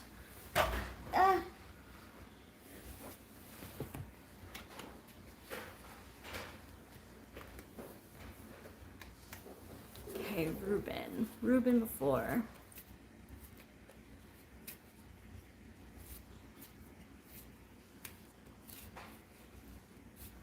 So maybe your pentacles will go towards linguistics somehow.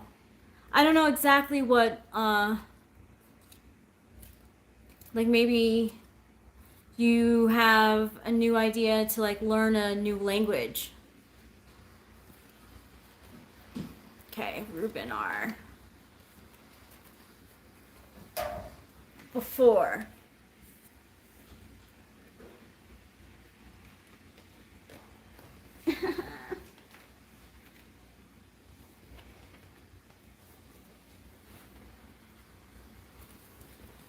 Ruben R now.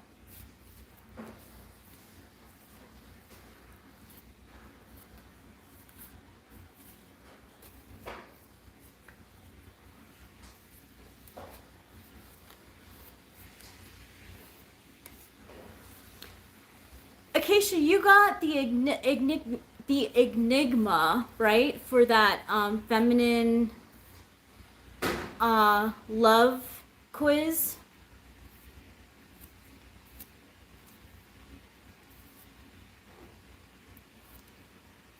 Oh, wow. That's fascinating, Lumnix. Scares were incorporated into ancient Egyptian jewelry and were notably present in rituals surrounding death. Just like the card previous, like the death card. The death person in the Four of Pentacles. They were important symbols of rebirth and resurrection, as well as good luck and fortune. That's wonderful. You got the enigma? Yeah. So what did it say for the enigma? Did you read about it at all? Because, like, I'm interested because enigmas are so, like, interesting to me. Because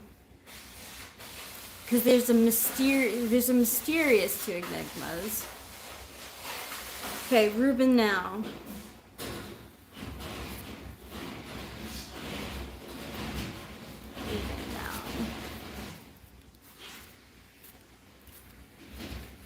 So you're gonna have good luck with your pentacles, Acacia. Get that money.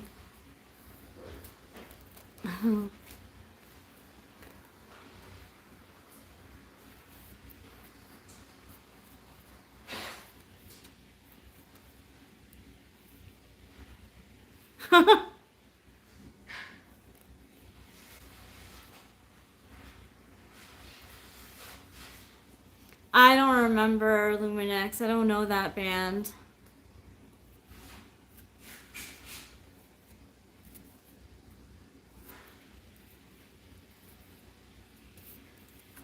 Ruben.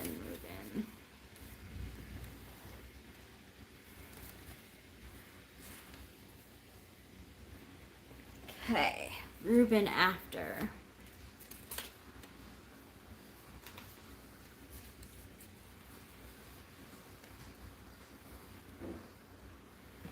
Okay, Ruben before.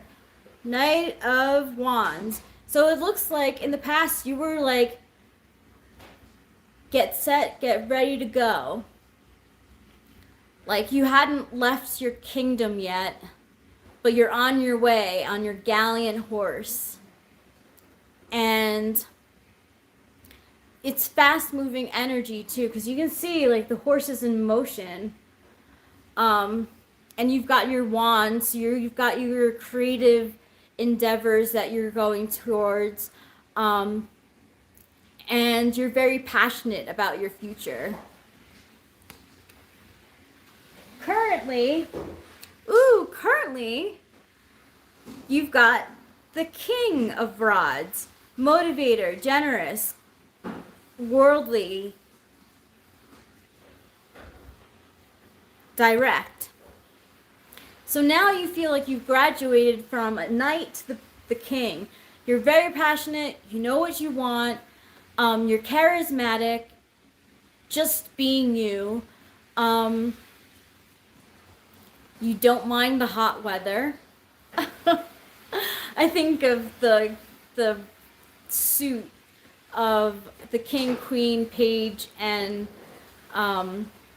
knight of rods being in hot weather. And you're like, fuck yeah, like, you want to come to me for advice? I can give you advice. I've had plenty of experience. I've had plenty of adventures in my life. I've definitely lived, and you could come to me for worldly advice. So that's you now. And future, Ruben.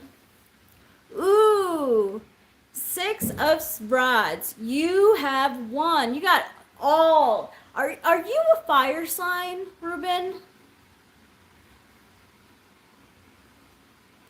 So you've won, and you've won the battle. Or you're victorious in something, in some goal that you've had. And you're like giving your laurel wreath to a fair maiden.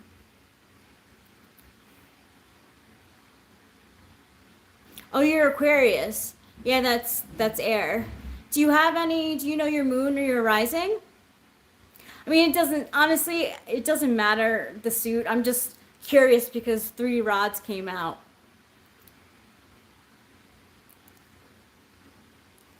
It's very passionate energy, which you can be no matter what sign you are.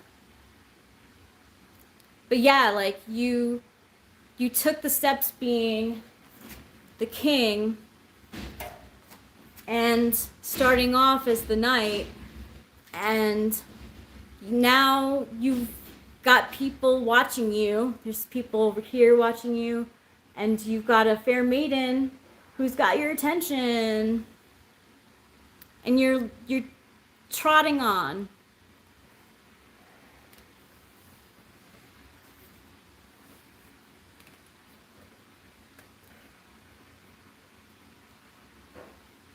So yeah, that's you, Ruben.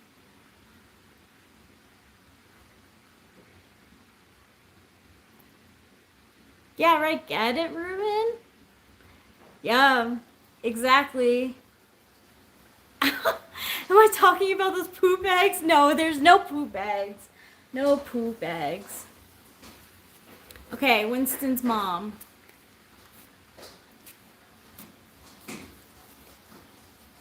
Those poop bags are yummy, yummy pentacles.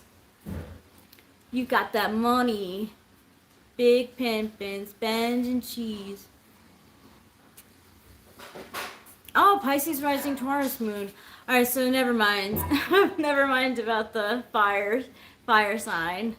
That usually like never works. Like I try it sometimes, but it usually isn't accurate. Hey, Charlie.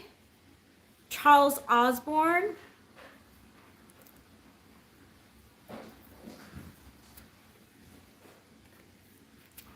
Okay. Winston's mom before.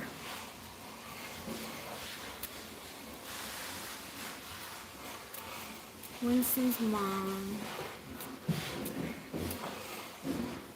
before.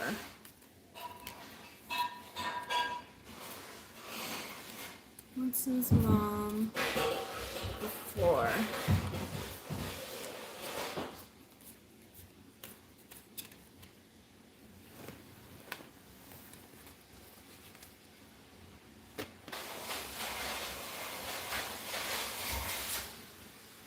You're young, you get by, the meow meow, meow meow meow, meow meow, meow meow, meow meow meow. Okay. Winston's mom now. Winston's mom now. Never take a twofer, even though it flipped over. Winston's mom now.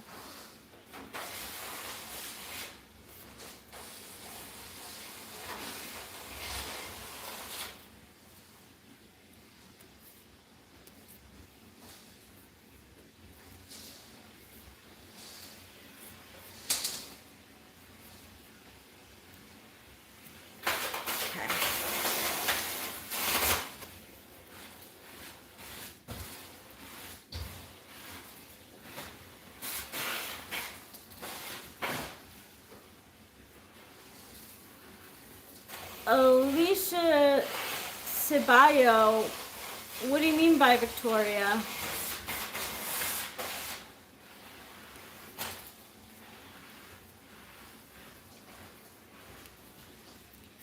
Winston's mom after.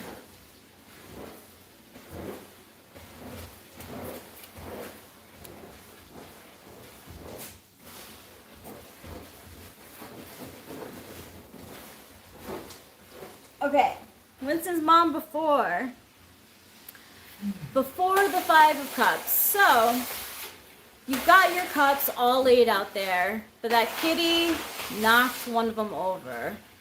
And you're like, oh man, that stinks. So, it's a little bit like crying over spilt milk too.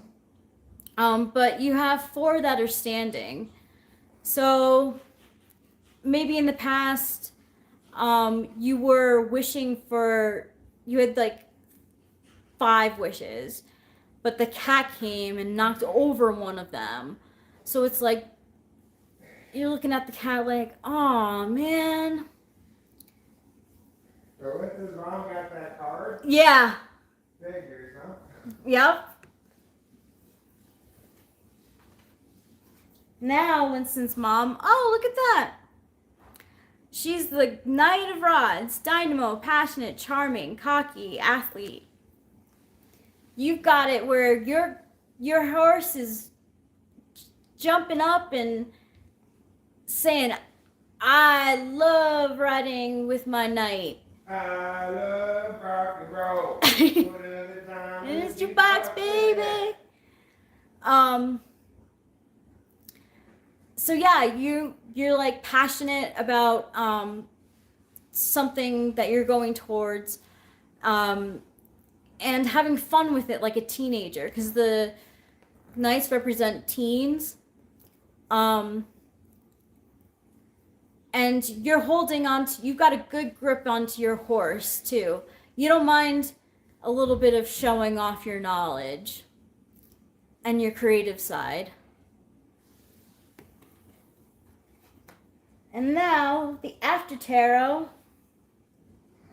you've got the 10 of Swords. So, this is a kind of gloomy looking card. I mean, the original is gloomy too, but it's an ending. It's a definite ending.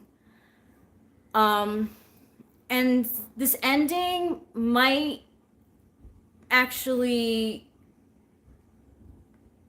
be like ending of certain memories that were happy.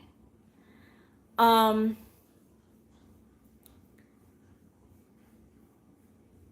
like maybe you've had several ideas for something, but only one is the one that you get to take with you.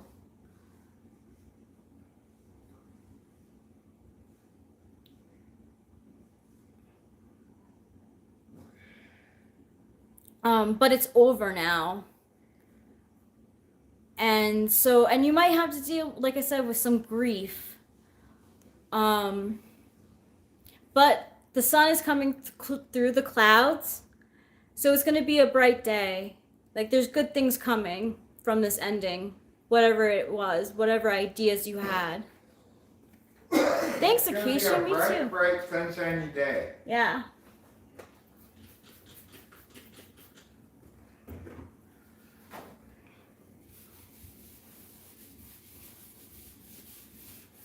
So, have you?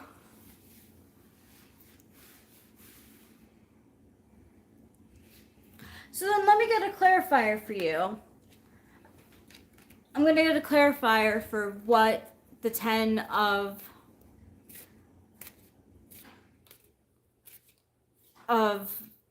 swords means.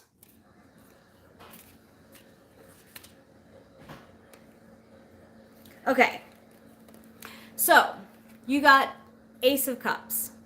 You got the heart in your hand, the cup is flowing over, you've got the dove of peace there.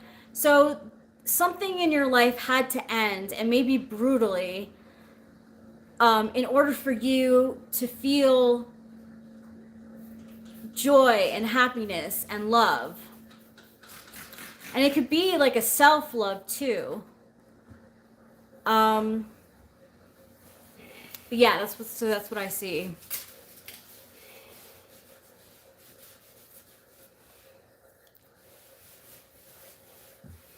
Grief is like cray cray. Well, it is last day emo week, Yeah, that's true. so it's unavoidable. It's gonna try to get in its last punches before midnight. Yeah. That's how emos work. I am wearing black. I should have wore like dark makeup. Yeah, with like black eye makeup that goes down the side of your face like that. Yeah. Dress like it's the winter time even though it's only fall.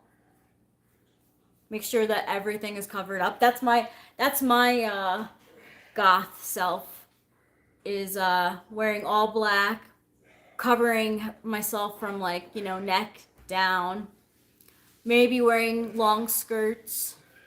Definitely wearing some sort of like Doc Marten boot. Okay, so I picked the after card for me, which is the Page of Swords. The Page of Swords is known for gossip. It also is a messenger. And look, there's 3 people coming towards the page. So the page might have some news for the crowd. So I want to actually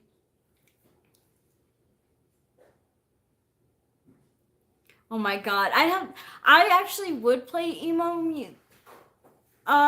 makeup for sure. Oh my, it would I think it would be really funny. It just should I do that? Should I go emo-fy myself? Hello?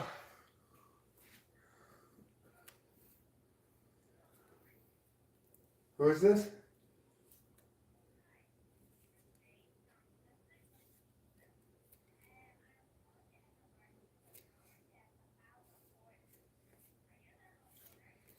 A Power McCourts?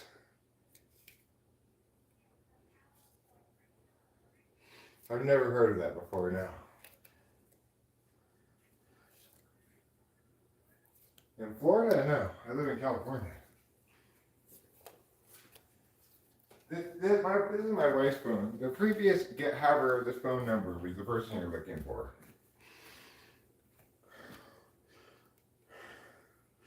Same thing. Weird. You're looking for somebody who owes property taxes in Florida or something.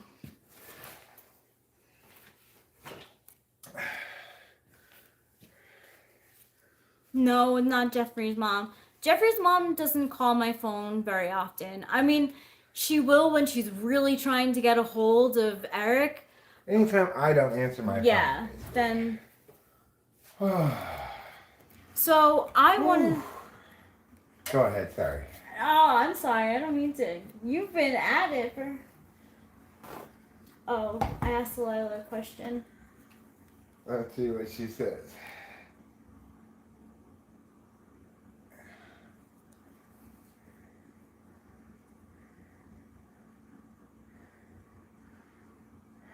Okay. She says she'll ask her guy friends some recommendations. Okay, that works.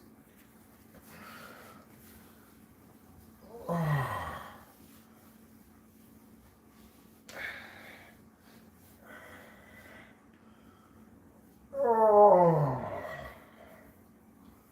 Woof. That was a woof on magoof. A lot of exercise for Eric. When you calm down, could you do a reading for me, or should I just read my own cards? I'll do your reading. Do you have the deck up still? Yeah. I'll do it right now. Alright, this is before. Before what will be in store. This falls before what will be in store. For Rachel, from now till nevermore. Let's find out, at least today, what the tarot has to say. What a nice poem. Thanks. Now for now, and Rachel, how will she proceed? What you say now, O tarot deck, so full of wow. Tell us true, what shall she know? No, it's not this one. I was supposed to take the earlier one, but I failed to. Why? Because it came too soon and I didn't get to finish my poem. There, this one. Okay, next. After.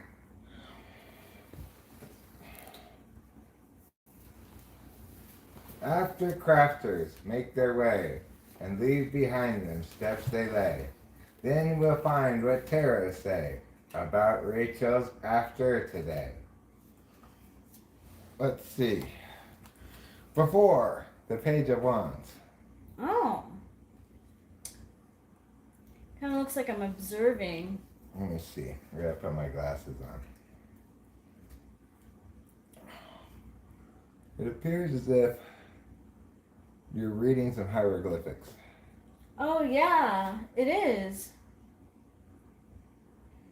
Now, the current, you are two pentacles in. Mm-hmm. I am balancing my pentacles for sure. And you're after the hermit. I was just saying, stay out, I'm a hermit. You're like, here, let me take this big snake out of my robe. Yeah. Well, I've been keeping this till after I was done with my hermitage. It sounds about right.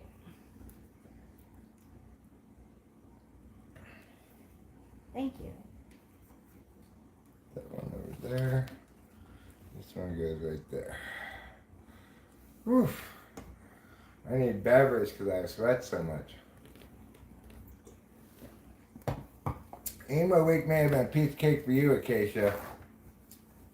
But for us FE people in the world, it's a long 8 days. Let me tell you. Yeah. Feeling all these feelings so strongly. Feeling jealousy, insecurity. Feeling neediness.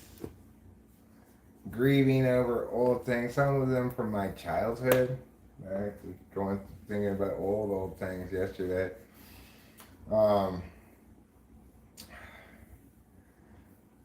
Processing this week also more like recent traumas that I hadn't even realized I hadn't processed really, you know. It's been a difficult week for us emotionally, but I will draw our attention again to the parable of St. Cami. Cami 9 had a parable-worthy, epically bad International Emo Week. as she moved all of her stuff and herself to Chicago, only upon her final arrival, getting ready for the final move in, to have her boyfriend abruptly break up with her. That's pretty brutal. And so we say to each other now, whenever we encounter ourselves on International Emo Week feeling emos, we say, well, at least we aren't Cami 9. That's so bipolar. Is it? Yeah, a little bit. It seems like it's the smart thing to say about it, right? Well, at least we're not Cami 9. Yes. Yes. At least we're not Cami 9, but Now put it in perspective, like, what do I really have to complain about? She's got a lot more to complain about. yeah, than she me. does. She has every right to complain too. Like, what happened with her was so unjust. Yeah, it's fucked up. Everything's gonna be fine except Cami 9. Even she'll be fine. Yeah, she'll be fine. Everything's gonna be fine except Barbara. That's the official saying. Oh. Luminix, are you still around? Do you want a card pull?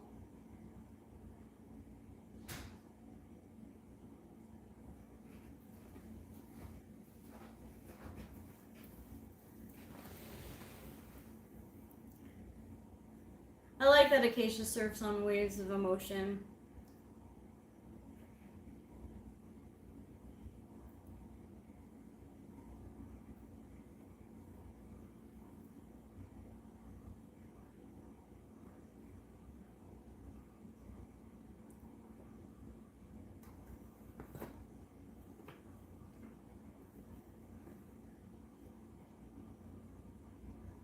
Cool, I'm glad you're still here. Okay, cool.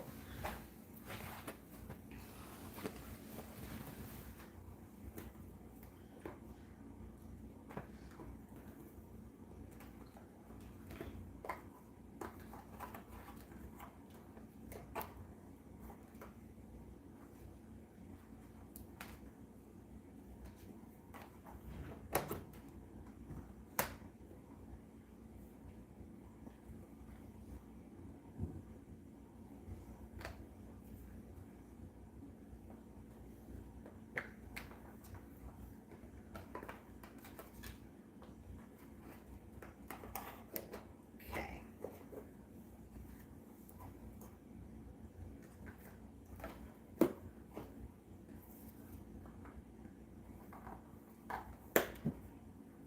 Okay. Luminix's before card.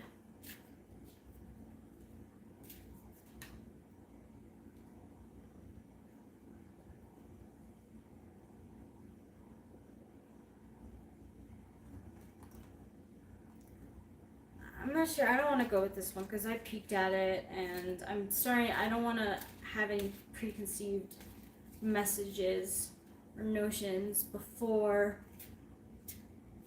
doing the reading. Next.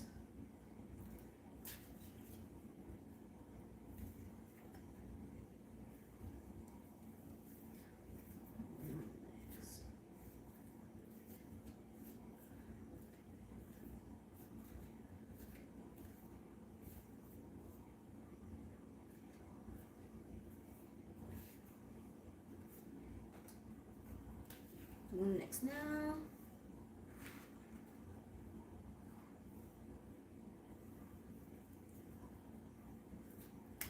And Luminix after.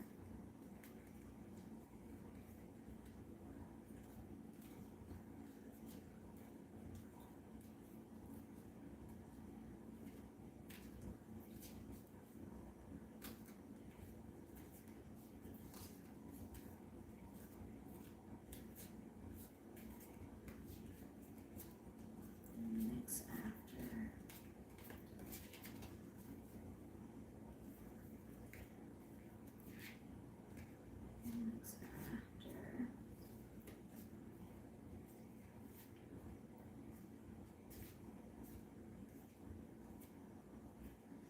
Winston's mom, speaking of jealousy and emo and stuff, once I learned Eric's birth chart, I went on the website Astro Theme to do his, like, see his compatibility with different movie stars, and like one of them, who he gets 100 on each metric that they have on Astro Theme. It's like congenial, affect, physical, and intellectual. And with Britney Spears, he has 100 for all three. And I was like, oh my god, I can't even compete with that. Oh my god, the things that astrology fucking gets in my head. Okay. Luminix, I don't want any of that energy coming into your reading, so I'm gonna focus on you. Luminix.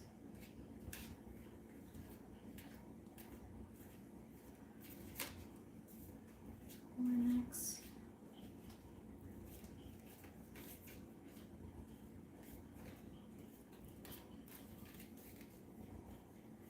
Okay.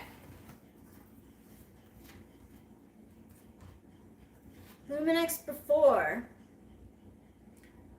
You're the Eight of Pentacles. So before, you were like working real hard. This is the stuff that you've already done, but you can see that there's several, or a few more coins that need to be done. So you're just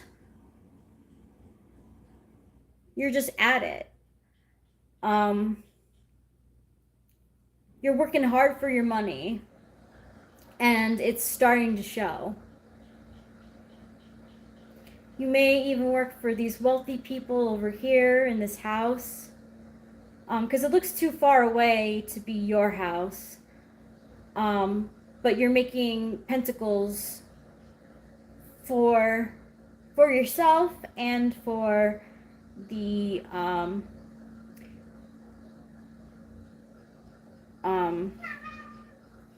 houses back there. Meow. Loon now. Wow, this came out again. Dynamo, passionate, charming, cocky, athlete, knight of rods. So you're onto your passions. You've moved from work and collecting your coin and, well, making your coins, to being like, I have this creative idea and I'm so excited about it and I'm so passionate about it and I'm gonna seize the day.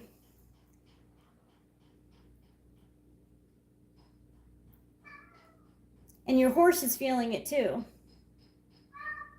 Meow, meow. Last. Ooh. You've got the Emperor. Major Arcana number 4. So after your hard work and your hard play, you get the Emperor, and it's afterwards. So he's accompanied by a ram, because I believe the Emperor represents Aries in the tarot deck. But either way, rams are very resilient. They jump from place to place. They fight each other. So you may feel very command of your, I don't know why home is coming to me. It could just be your space. You could be very certain of, in the future, of the work that you do. And you might be a little like fixed in your ways, and not everyone may do the things that you're doing, but you have enough knowledge to kind of dictate to other people what job they have to do or what role they play, or yeah, you're just gonna be all up in your um not in your feels, but you're gonna be very self-assured.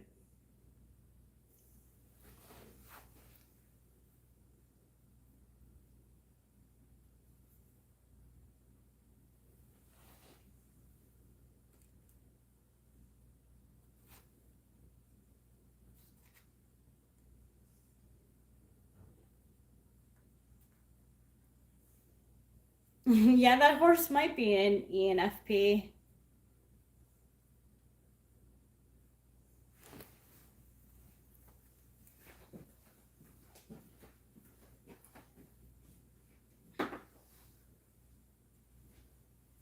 Do you need more food, Trouble? Like, what's going on? No, you don't.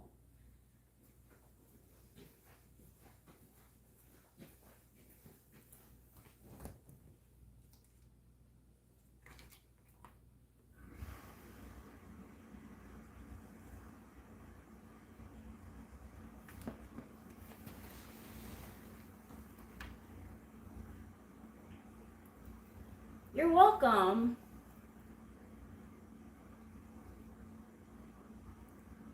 I like thinking of you being in charge of like something. Um, because I feel like you have like like you're sort of like a sage. You have a lot of wisdom, and good emperors have that sage advice. And I see you as someone that people can go to talk, and you give good advice. I can see you giving good advice. Yeah. So I really like that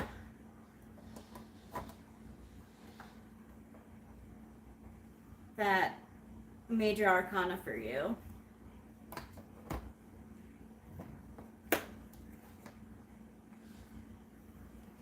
Luminex, what's your life path is 11, right? What's your soul urge and destiny numbers? You're welcome, Luminex. I speak the truth. I try to anyway, as much as I can. As a little kid, I used to lie a lot because I like wasn't proud of who I was. Like I was extremely shy and I just felt weird. So I would like make up dumb little lies and try to get away with stuff. Very Seven of Swords style. So like as I got older, I was like, no, I gotta. Lying doesn't make me feel good. I really have to start speaking truths.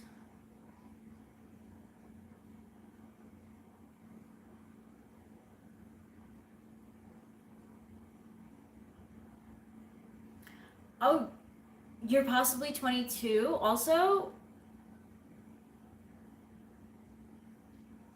I only know mine because I've like taken so many tests over and over again of numerology. I can do it on my phone like right now if you want me to do it, Luminex. I have an app that calculates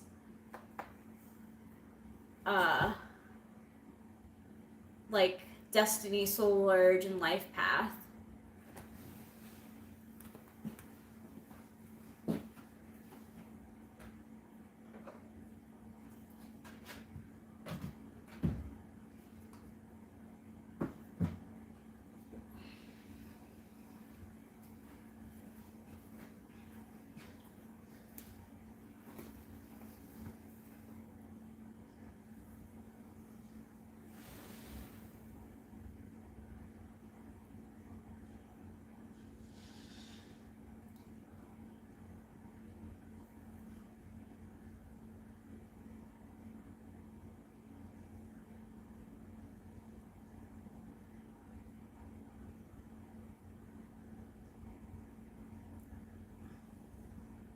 Destiny is 11? Cool. What's your soul urge and life path?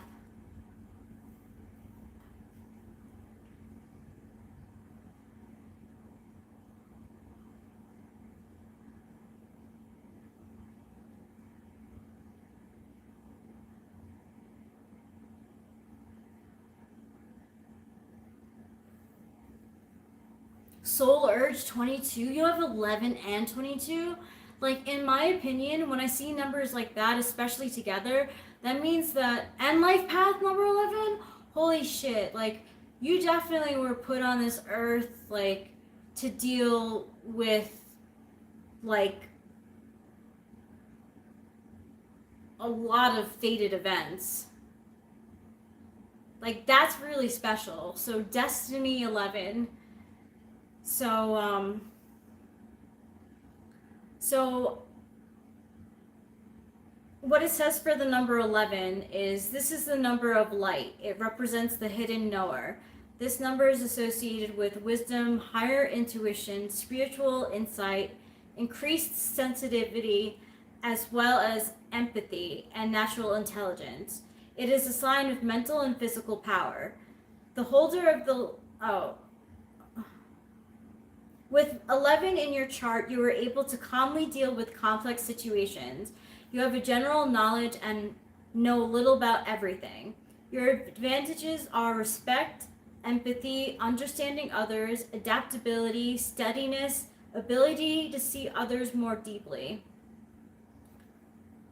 In standard tarot is strength, divine strength. Your life path is your destiny is concerned with spiritual illumination. Often this number will have an instinct understanding of metaphysical matters. I mean, you do. In my opinion, oh my god, Luminex, I totally get it. Like, why is 14 a karmic debt? I have karmic debt twice actually. But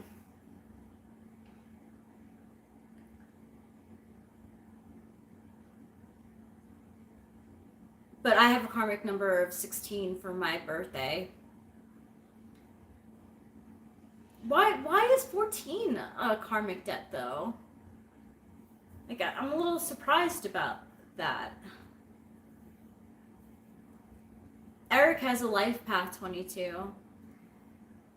Let's see what it says for 22.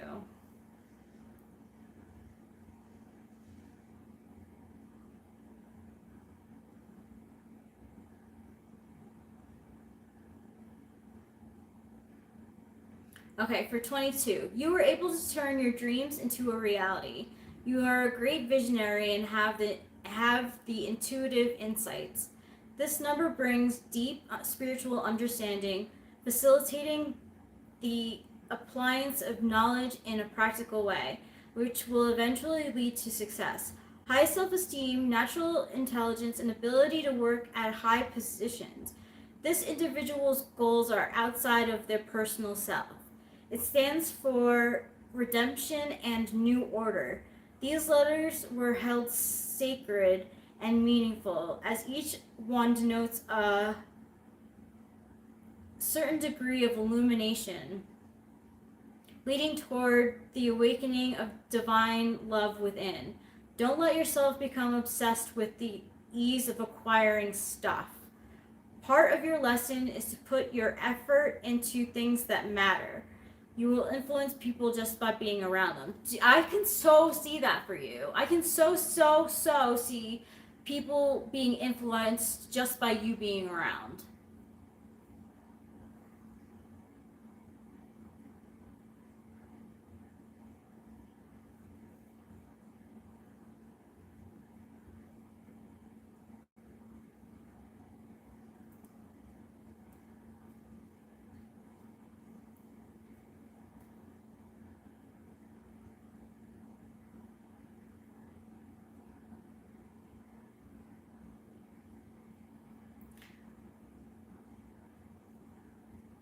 No wonder you're such a fae.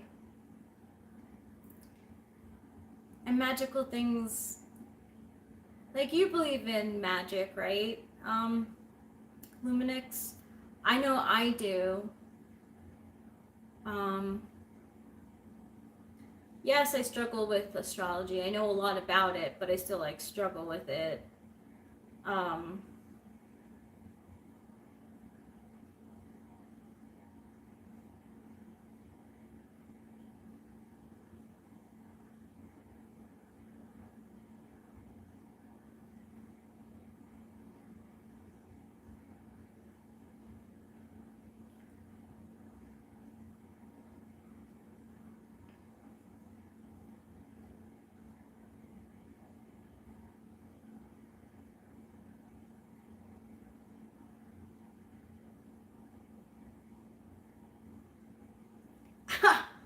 you're welcome.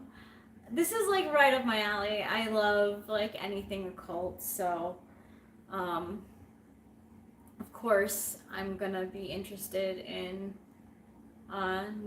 numerology. I have I have so many apps on my phone related to tarot and numerology mostly. I don't have any. I don't have any horoscope stuff on there.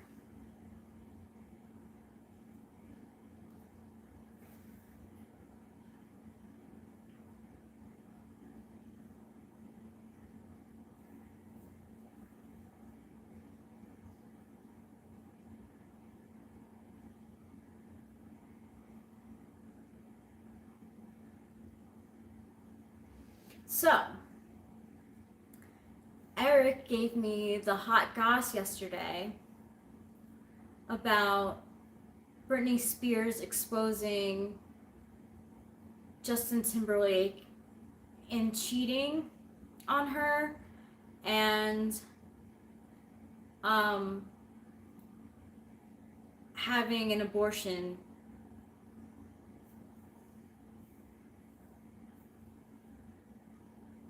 So what do you think? Like, do you think that maybe like he cheated on her first and like she couldn't deal with it and then she cheated on him, which is totally like, especially when you're that young, totally like understandable. It's just, and it doesn't look good that we also learned that Justin was trying to get his lawyers to stop from the book from having any information about him in it, which like really doesn't look good for him. I was never a JT fan. I liked JC Chazé when I was an NSYNC fan. I liked their dance moves.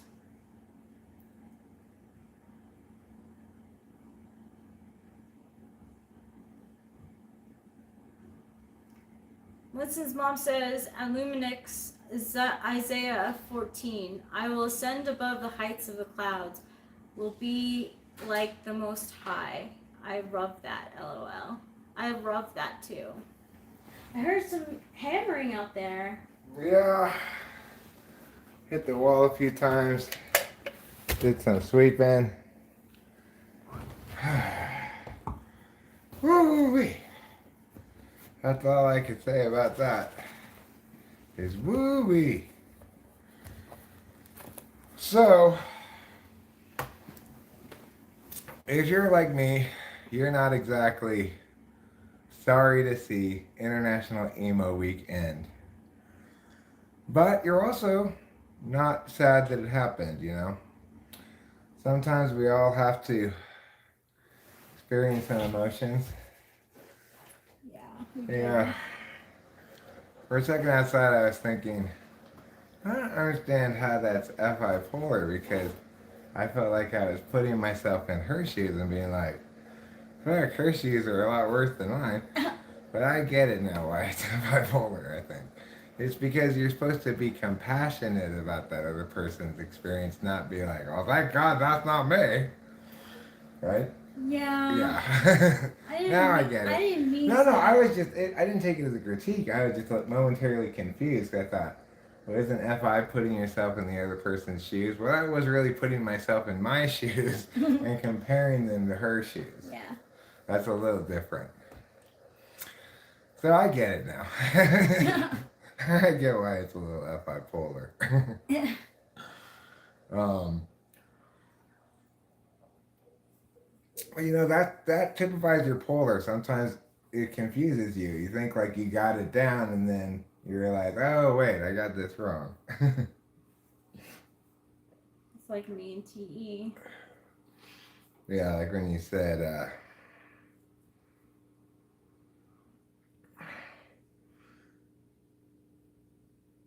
I always have trouble fucking things in the wrong order. I thought, boy, that really is a TE polar problem. if you're fucking things in the wrong order. But you didn't really mean it that way. No. Oh my god. No, I know. It was just a hilarious sentence because you were like, it's like getting in trouble when I fucking, things in the wrong order. I didn't finish my. Alright, yeah. I understood what it was. I Even, just thought it was that sentence was. I thought it was a funny sentence though. But I was also reflecting outside about SI and NI, and like this one time my friend Paul, who's an ESFJ, displayed something that I can't remember him ever any other time displaying, but that Rachel does a lot. I referred to he pointed out some food in my beard one time, and I said, "Oh, it's my flavor saver." And then later on, he couldn't remember what term I said. What did you say that one time? Did you say it was your taste it again for the first time? Well, that was a weird example of an NI polar person, SI tool, somehow drawing a blank. Normally, he'd remember exactly what I said. He'd remember things I said a long time ago. He'd reference things. Remember that one time we went to Meow and you said Meow? He'd do that all the time, But in that particular instance, he couldn't remember the phrasing of it, and he said some other phrasing. Well, what he did was he had some recollection of an NI takeaway of what was said. Flavor saver, taste it again for the first time. You kind of see how they're equivalent in some way. Rachel does that all the time. All the time. Yeah. So that's an example of when you're NI dominant and you're not SI conscious and very unconscious, like 8th slot, she'll say things like that, Like undercover people. Yeah, like undercover people, exactly. Yeah. Instead of non-player characters. Which I have to say again in that smoke shop, like when we were in there, I was just like, this guy is such a what is it again? Non-player character. Non-player NPC. character. Yeah, NPC. Like an NPC and NFT. It's like. Well, sure. They're three. They all start. They're both 3 letters and start with N. Does karmic debt imply wrongdoing? Well, it seemed to, right? If you're operating on a multiple lives framework, in which your current life is a reincarnated soul from a previous life, then karmic debt would suggest that you got away with some shit last life that you have to pay back this time. Yeah.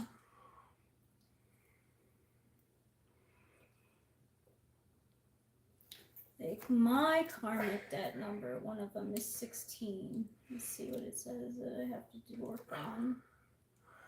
I must have been like a Holocaust survivor in my last life, so this life I get the easy lane bumpers on the bowling alley lane. Hi, Sans. Are you without something in particular or just without? For those of you who don't know, Sans is French for without. Maybe Sans is actually a French person. Or maybe his name's Hans and he misspelled it when he wrote it in the first time and never bothered to change it. This is interesting. What is? So I'm a 16 karmic debt because my birthday is January 16th. And it says, it is possible that you have this karmic debt because you abused loving relationships in a previous life. You can feel the need to prove that you can be trusted this time. This karmic debt indicates a need to reevaluate your core values and eliminate any superficial foundations.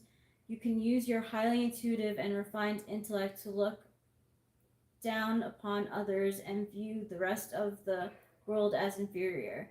This causes loneliness. You must learn to rise above your ego and pride, be honest and faithful, be respectful to others, trust and surrender to the unexpected events. You can have an issue about trusting yourself. You have to focus on your personal development and rise above superficial tendencies. It can happen the destruction and rebirth of your life more times until you really connect to your spirit. But I would argue that it's plausible to pay whatever karmic relationship debts you have over the course of a lifetime and be free from them, or else Rachel and I wouldn't have found each other after enduring some shitty stuff. Yeah, I think in my mind, my karmic debt has been, Paid. yeah.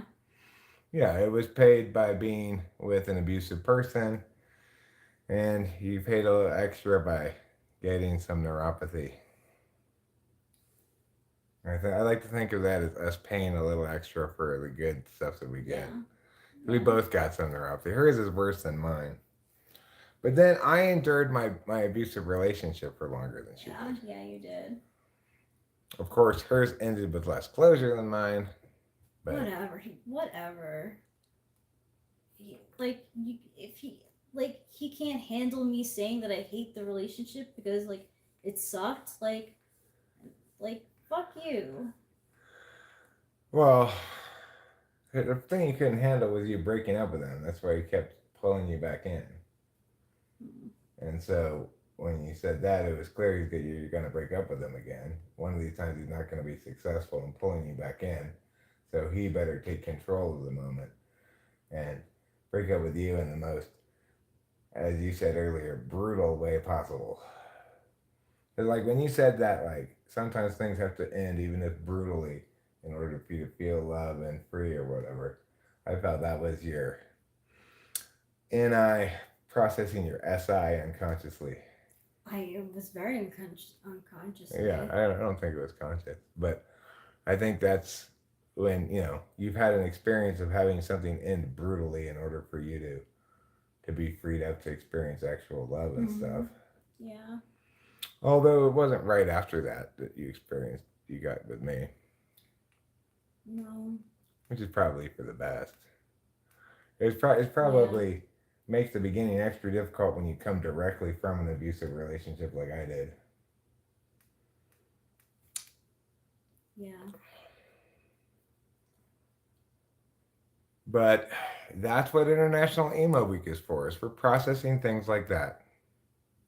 It's for helping us to get past those so that we can love freely without reservation, without insecurity.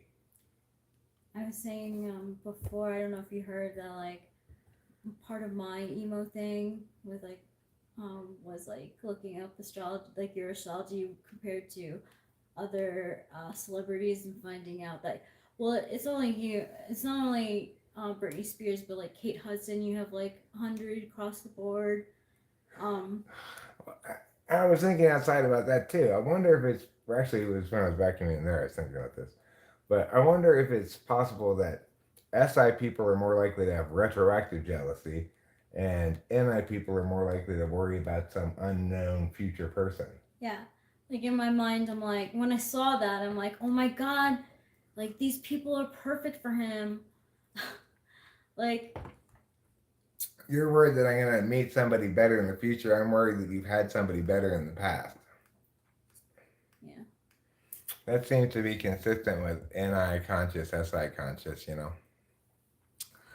Makes you wonder if maybe it generalizes, although it's always risky to generalize from too few examples. Yeah.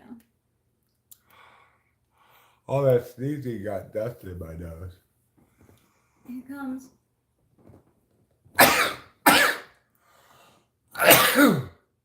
Is it tight?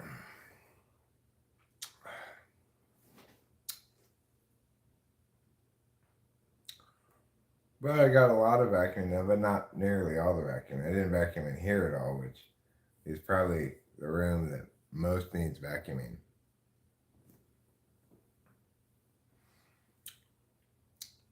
But, you know, there's more to life than just vacuuming. That's one of the things that I finally come to understand.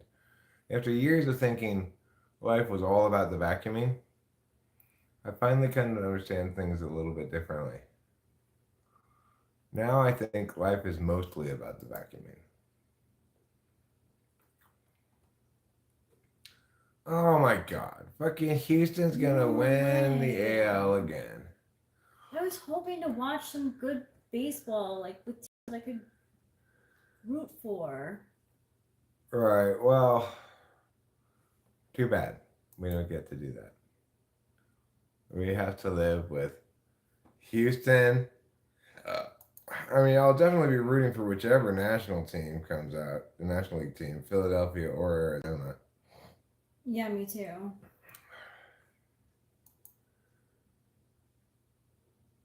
Wow, SC looked so bad against Notre Dame last week. I could not believe it. I was pretty upset. That was like part of emo week 2, wasn't it? Yeah, well, it was. It was the Saturday of Emo week. It was a dark football Saturday. Yeah, it was. The Islanders are tied to the Devils right now in hockey. Not a whole lot of hockey going on tonight. I've noticed hockey tends to go like a bunch of games one day, then only a couple games the next day, then a bunch of games one day. They don't seem to spread it out really.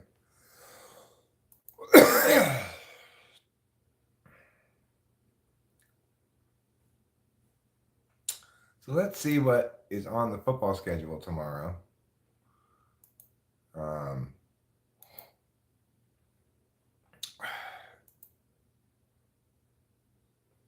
want to see all the teams, not just the top 25. Okay, so what we have here is the big game tomorrow is undefeated Ohio State versus undefeated Penn State at 9 in the morning. That should be an interesting game. Yeah, that should. That's probably the biggest game of the whole day. At 12:30, Oregon plays Washington State. I'm interested in that game. I obviously want Oregon to win because I want the Pac-12 to make the playoffs in the last year of the Pac-12. And since USC seems like they're not going to make it, might as well be Oregon. The other possibility being Washington. Oregon has one loss now, but they only dropped to number 9. USC got one loss to drop to 18. That's because Washington squeaked out a victory over a tough Oregon team, whereas SC got demolished by Notre Dame. Tennessee, Alabama could be interesting, but Alabama should win that going away. Tennessee's probably overranked at 17.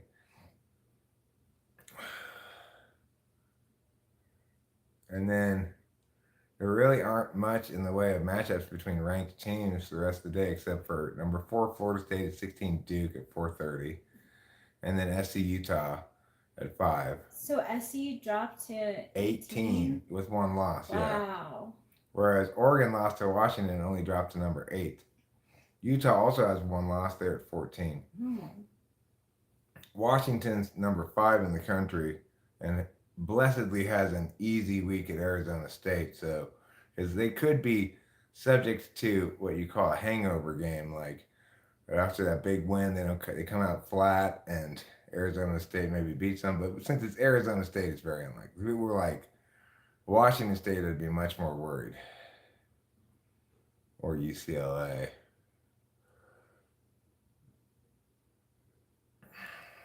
Of course, SC is not out of it because if SC beats Utah, Washington, and Oregon, then that's pretty undeniable. Is that going to happen? I don't think so anymore. At this point, I'm thinking we're going to lose to Washington and Oregon, and we may lose to Utah as well. Utah's not as good as they were last year. So, I'm not sure if Cam Rising, the Utah quarterback, is back yet or not. All right.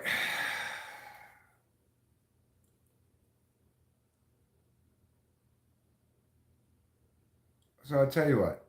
We're going to pull a bowl. And Then maybe I'll play a song on the guitar. Maybe even 2. Who knows? Maybe 3. And then after that, maybe I'll wrap up this stream.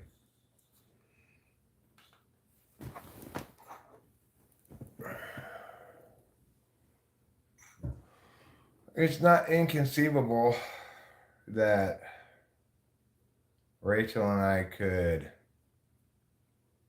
record an episode of Typology even if you feel like it. Yeah, sure. It would take some prep work, but I feel like we might have the energy for it. Yeah. We could watch the thing first. I could make like snippets first from that. And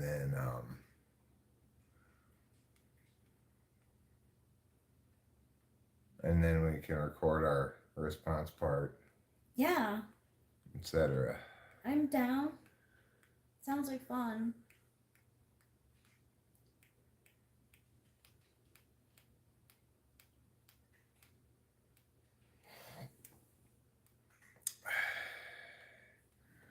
Let's take a look at that channel right now and see what it looks like. Oh, I'm pulling these bowls. Street urchin, huh?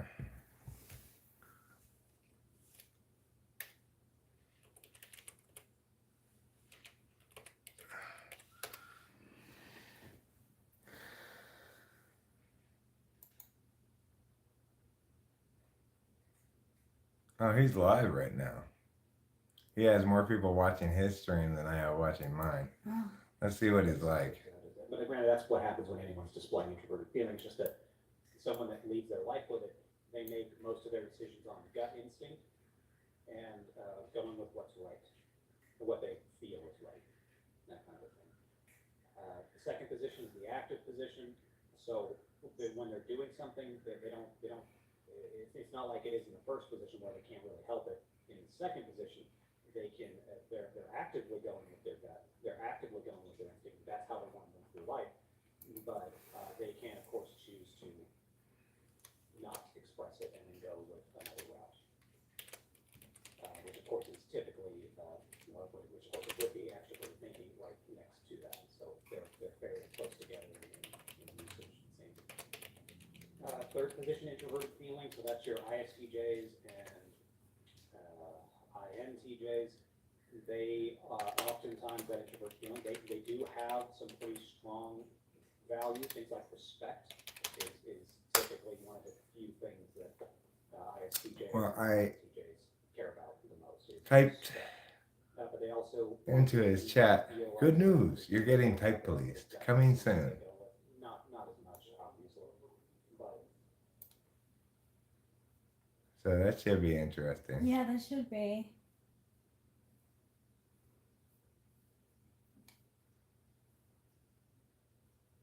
Whose suggestion was that? Many different people have suggested it at this point. Okay, time to pull those bowls. I mean, my initial like reaction to him is not that, okay, this guy's definitely not an ENTP. That's not my initial reaction. Is like immediate, like no way. We'll have to watch some more stuff and find out. But it seemed plausible at first glance. So we'll find out what we end up thinking. You know, he spoke not unlike an NTP.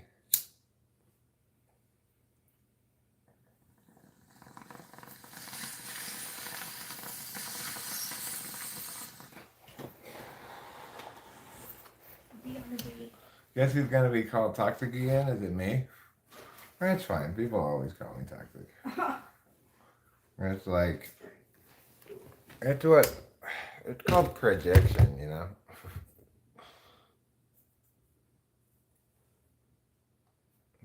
Narcissists call me a narcissist, toxic people call me toxic.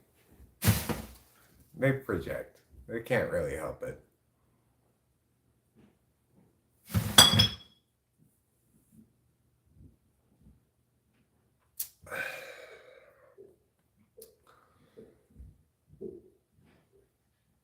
normal people aren't so fussy about that kind of shit. They go, well, maybe he's right, maybe he's wrong. Maybe it makes you feel bad, but maybe I learned something from it. But of course, the more secure you are in your self concept, etc., the easier it is for you to take honest critique of any sort. You know, it's important that a person has had some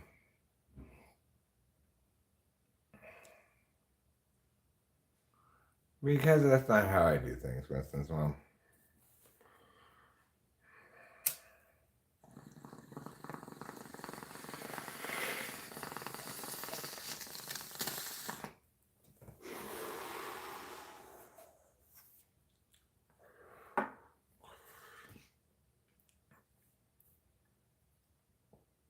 we'll be lucky enough if I can successfully get a Type Leaf episode completed with all the rigmarole it requires, you know.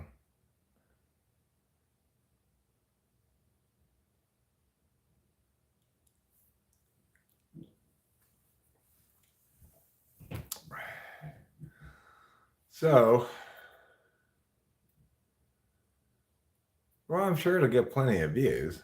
You know, when Type Leaf comes back after a long time, people tend to watch it. People are kind of excited. But one of the reasons why it doesn't, I don't do a lot of them is because they're hard. They're a lot of effort. You know, it takes a lot more effort than a normal video.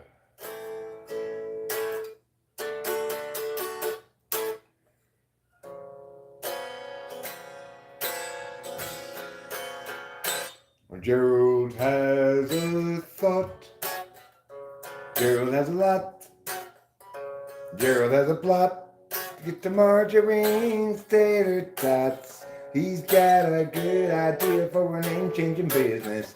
Thinking now about what to call Christmas. When they hire a firm to change that name. Gerald always thought there'd be chance enough to return to the work left rough. They'd get back to it eventually, but his visions piled up and his plans would interrupt all the work that started off so hopefully. Now his mind is back on his business, thinking of changing factless to listless. So how all the people will shout his name. And Gerald knows he understands ever more clearly now. He won't provide explanation regarding the why or the how. He'll see you and know you from inside your heart. Exciting, delighting, Gerald plays his part. But Gerald still knew there's too much to do. And he drops time in the underview. Too much to rebut. So where now and what? And too much time spent nitpicking the skew.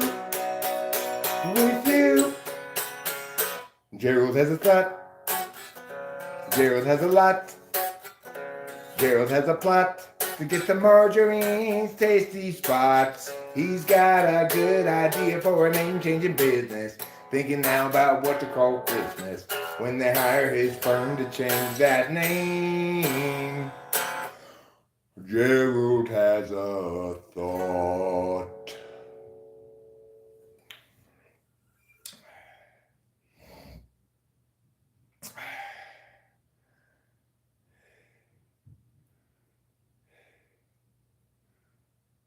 I'm pretty thwacked.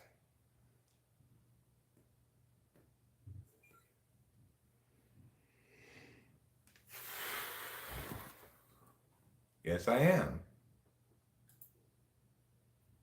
It's good Adderall, whatever it is, either name brand or otherwise. It's got the orange football shape, which makes me think maybe it's like name brand.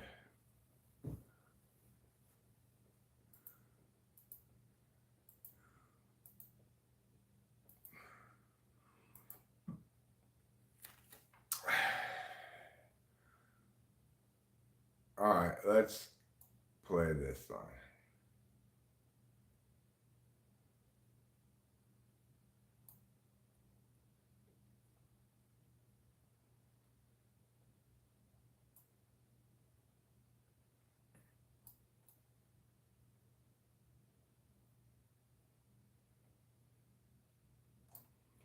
Here we go.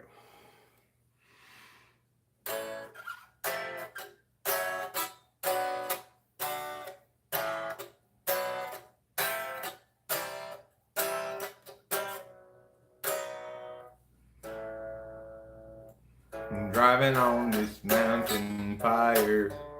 Wrong. I have it wrong.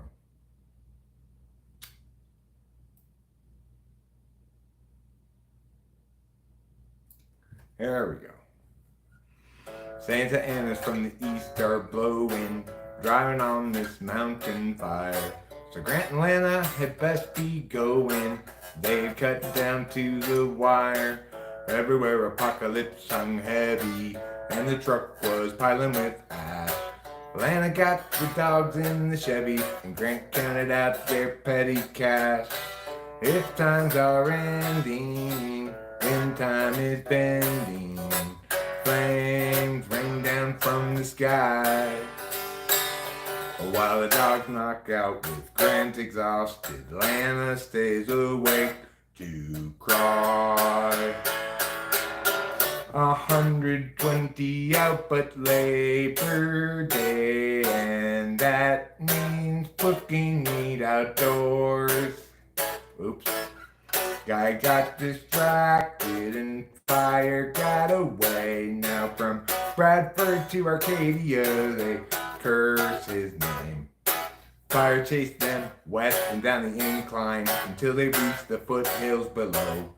Found a room cheap for the night online. At least now they had someplace to go.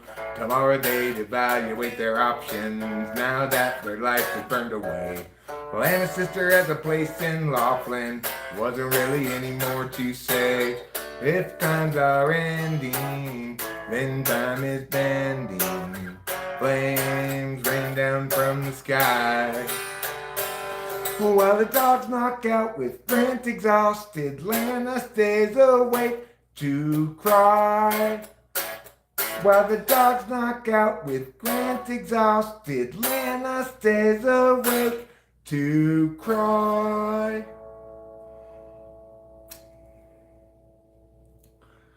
Well, that wasn't perfect, but it was fine. It was good enough. Well, Sammy has a story that need be told, and this is a song for an open road, and such a thing must always do its job. She married up Jeb, turned 19, 4 years and 3 kids weaned, weary now and questioning the path. Agency outpaces discretion, locking in our courses, way too young. The urgency convert is really just oppression, making sure those underneath them always run.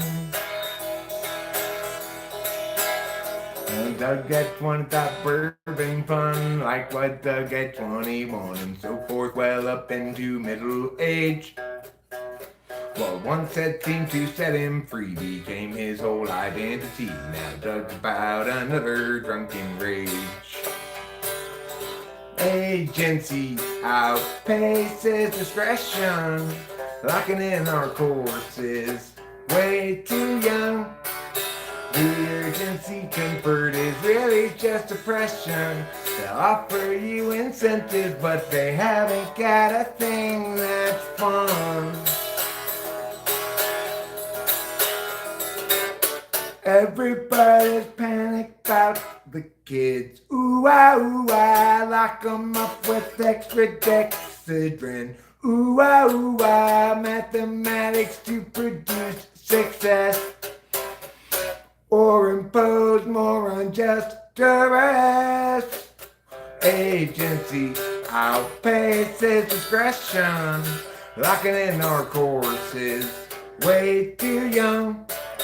The urgency convert is really just depression, making sure those underneath them always run. Without consent, it's really just oppression by parasites surviving on their wages earned by lying while they feed their fear of dying. Yeah, let's feed upon the futures of the young.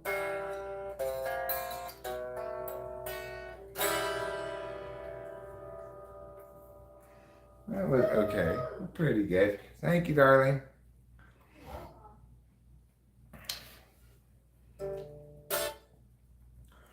$30,000 days. Too many expectations. Not even worth a damn. 30,000 nights to sleep off the intoxication. Otherwise you won't escape the plan. I've wasted half my days trying another's ways. Who can tell me my priorities? Is there anybody knows the key? 'Cause I'm tired of doing it wrong. Wait until I know. Or is that just hesitation? Clarity's no good once your chance is gone. What I need to show is it so below my station. I'm tired of doing it wrong. I've wasted half my days trying another's ways. Who can tell me my priorities? Is there anybody who knows the key? Because I think I'm doing this wrong. Yeah, I think I'm doing this wrong. Yeah, I think I'm doing this wrong. Doing this wrong. Thanks, I did it wrong, of course, but that's to be expected when you're playing that song. When I was younger, it seemed that everything gleamed. I don't know what happened to me, but I've lost that sense of urgency, and I don't think that I'll ever see it again. If you follow my lead, you'll discover I'm loster than you. And you'll wanna know the way to get back out to wherever it was you thought you knew. And tomorrow will be just like today. I'll be lost then too.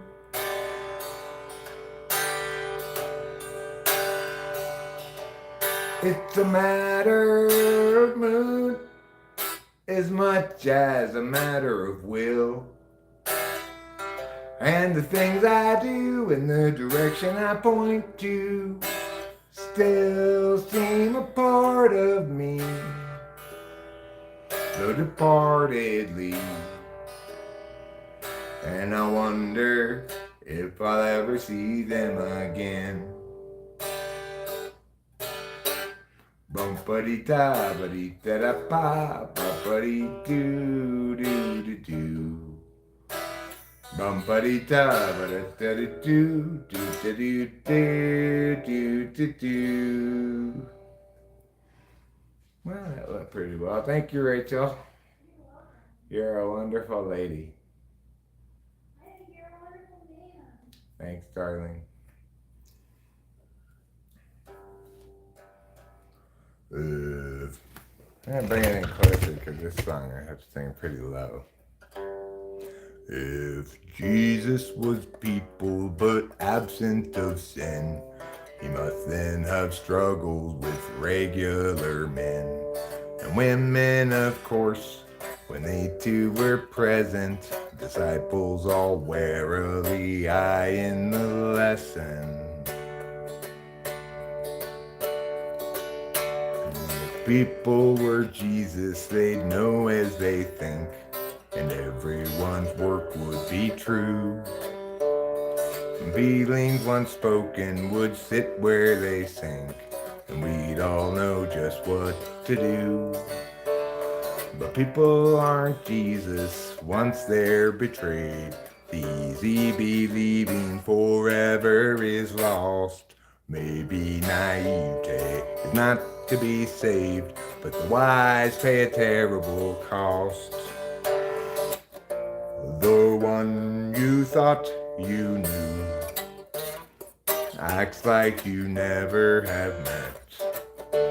The life you made for two has faded into regret. There's no one unshaken, we all have been shook, but being forsaken don't mean you're forsook. And though in the past we've been hung out to dry, we'll find them at last if we're willing to try. But people aren't Jesus once they're betrayed. Easy believing forever is lost. Maybe naivete is not to be saved, but the wise pay a terrible cost. Yeah, baby, naivete is not to be saved, but the wise pay a terrible cost. Not really in my register, either way. I'm neither in the top nor in the bottom. So I do the bottom the first two, and then I sing it up the third time and hope for the best.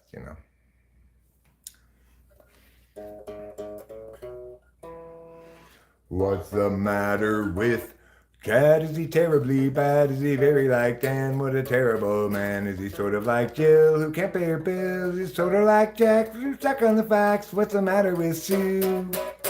What to do if they bring attitude? Will she show ingenuity when she talks about you?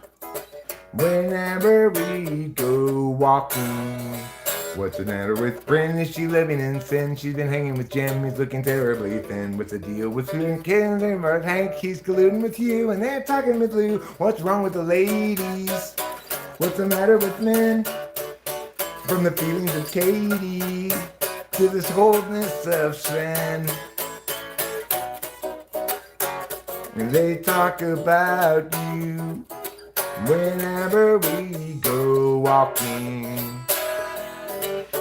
Paths that lead to lesser days. The spill out the overwatered past. And whoever's left that's still okay, just tie the sails to the mast. Are you angry at Ken or at Neville again? Don't bother with Kev, he's practically dead. Just focus on Bert, he's medium hurt. What's the tone for Liz? Did she fail a quiz? We're through. Will she know what to do if they bring attitude? Will she show ingenuity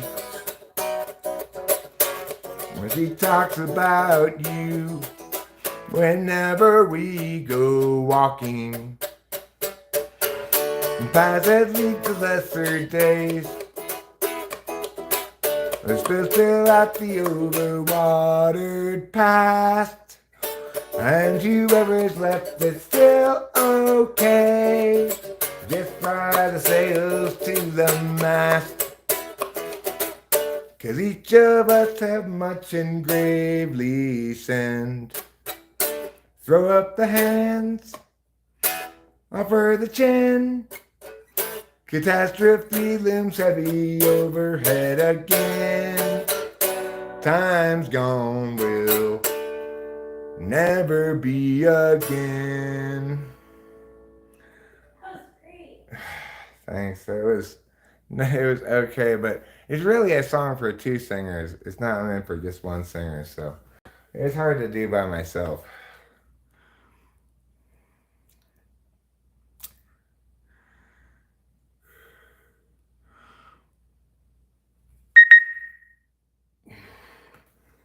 Now it's time to go outside and smoke a cigarette, and I'll come back in and play another song.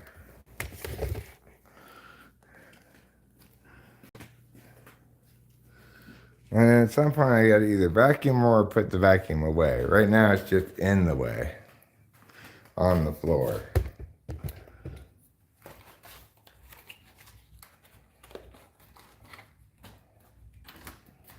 There's a lot of little bugs out there right now, but they bother you a lot more when you're all sweaty like I was when I was working than when you're not all sweaty. So hopefully they won't bother me so much. And also it's the case that the little bugs will hopefully go away when it gets a little bit colder. They seem to be a warm weather phenomenon.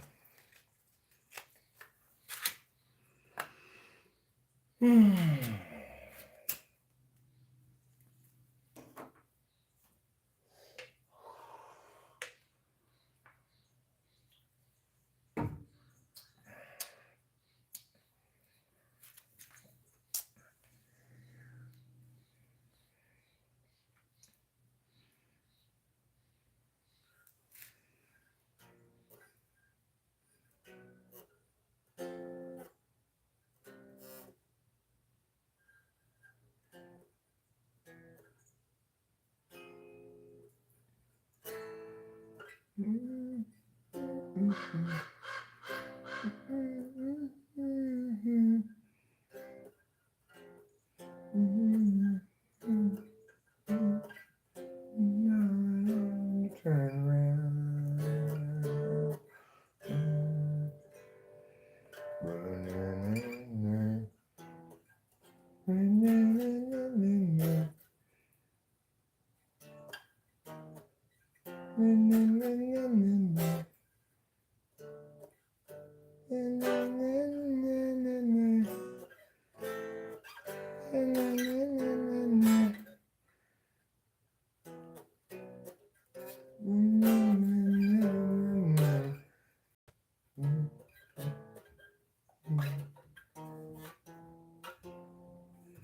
I'm trying to remember how to play 100,000 million years ago.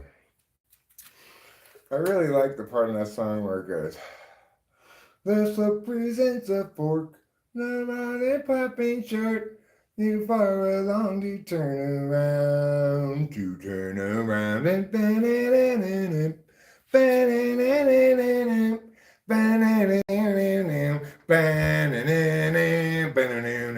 I really like that part It's of so that song. good. Yeah. It makes you want to relearn how to play it. It was 100,000 years ago. Time Yeah, I know how to was- play that part of it. But the best part is that part that I was just singing. This represents a fork, not easy stopping short, too far along to turn around, to turn around. Meow, meow, meow, meow. Meow, meow, meow, meow, meow, meow. Meow, meow, meow, meow, meow, meow. Meow, meow, meow, meow, meow, meow, meow. That's great. I really like that part. Enemy ground. You're very talented. Yeah, I have some things that are really very good. Yeah, you know? you do. Surprisingly. Why is that surprising? I think you're talented. Well, I'm talented, but I'm more hardworking than I am talented. But so it's surprising that I'm able to get to stuff that I would think only talented people would be able to make, you know? Because I'm not that talented. I make stuff that's more talented than I am, which is kind of an impressive accomplishment. It is.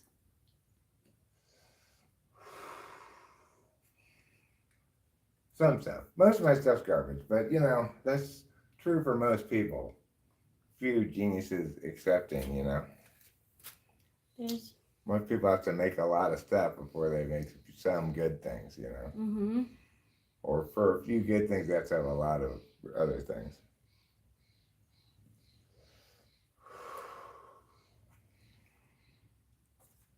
But like, I feel very confident that if I didn't know I had made it, and I heard that part of that song on that somebody else had made, I would be like, "Oh my God, that's so great!" I think I would. I would feel confident, at least about that one part of that song. Definitely. You know? I definitely would. I would think you would anyway. I know. I feel like I would be that way because I love to sing that. It's like it sings itself for me, and it's so nice. I don't know. I like it. It is nice.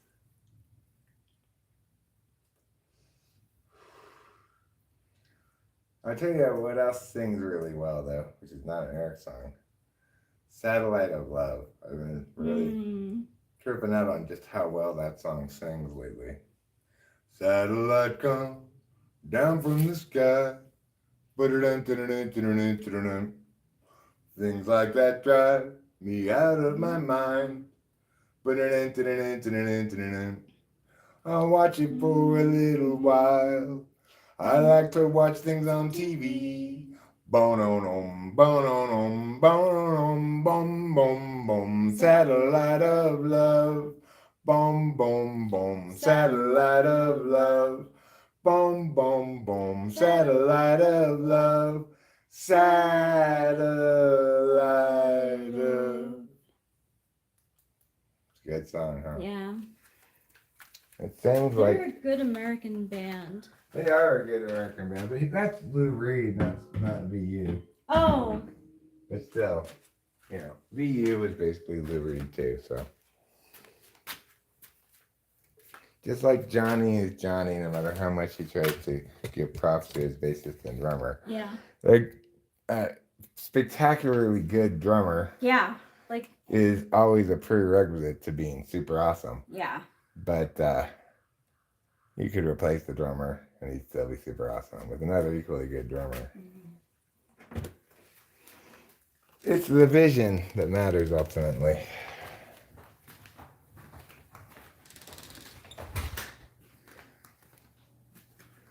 Okay, well, we're going to play another song now before we go. Maybe a couple more songs. Meow. Meow. Meow. Meow. Oh, go. Oh. Go, go, go. Oh. He came here with her. And what's the big problem that you can't endure? You seem so sure it's not appropriate claiming to blame things on Scott. Despite getting caught, he's got you reframing for him, straining for him, going to the gym to make yourself good enough again.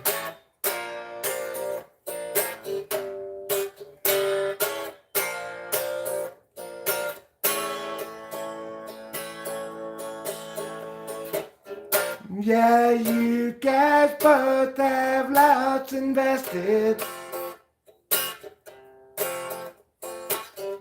That's not a reason to stay around.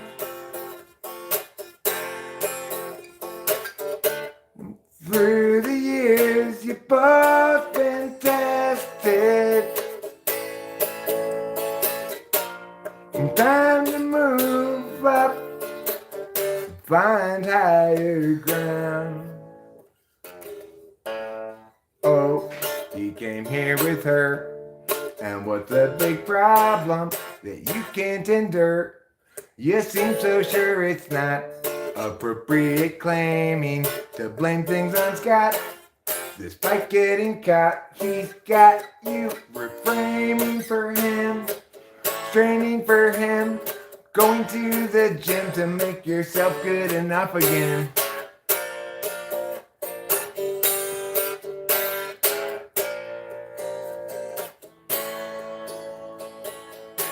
be done with him. I executed that, yeah, kind of medium. Not terribly, but not great. Do a couple of weather songs in a row.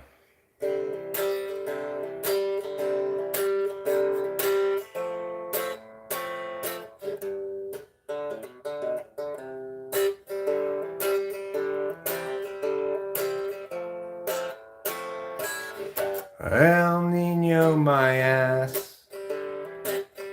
You call those storms.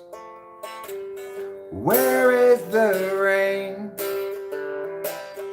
Those drizzles don't count, I'll drizzle more. When I pee in the sink, which is just the right height to catch all of the undesired splatter. And when I'm done, I'll go outside and climb a ladder. I will go up there and take me a bucket and pour water inside. And I will let the clouds drop it from the bottom. Hey, Mr. Cloud, won't you drop it from the bottom? Hey, Mr. Cloud, drop it from the bottom on me.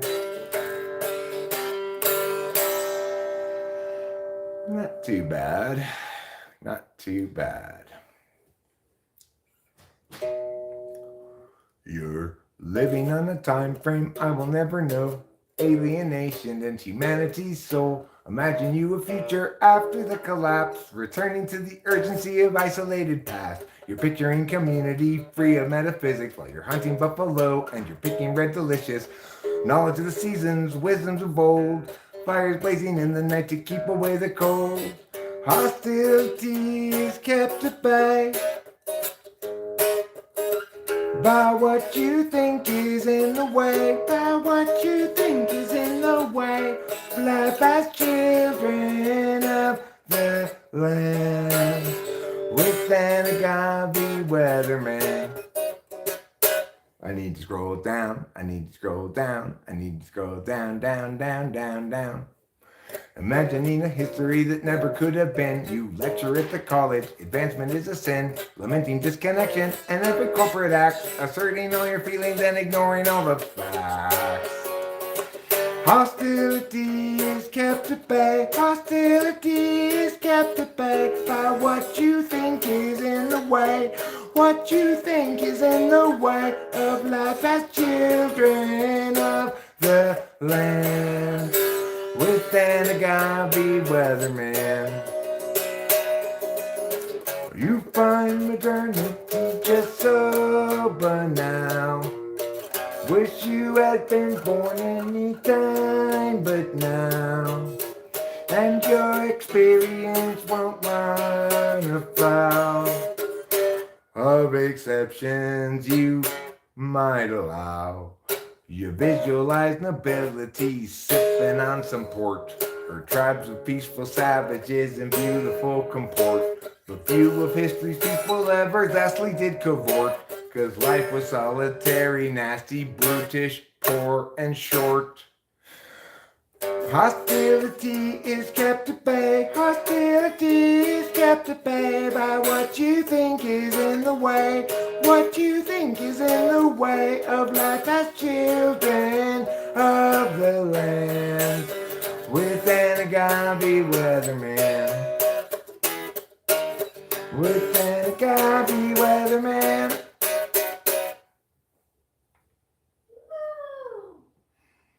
Wow, looks like we're getting a pretty full set here today.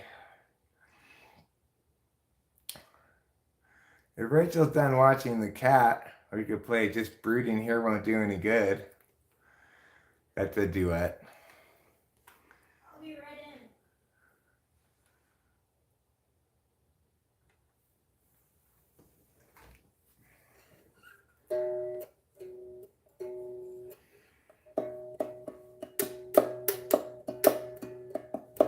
I could even plug in the guitar. In theory.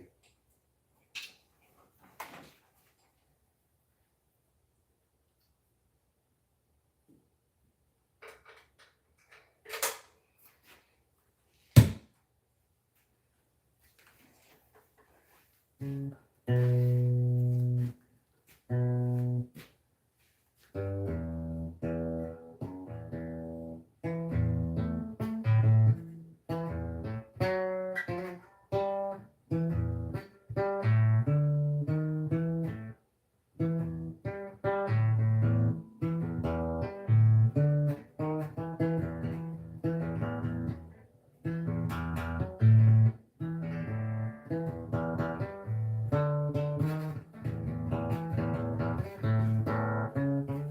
well, until Rachel comes in, I'll play something else. Just letting trouble out. Okay.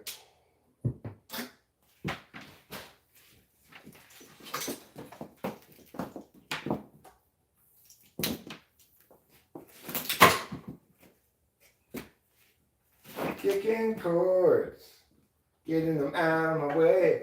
Kicking chords, it's the American way.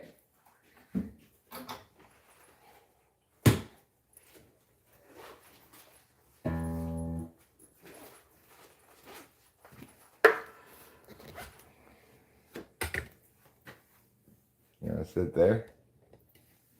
Sure.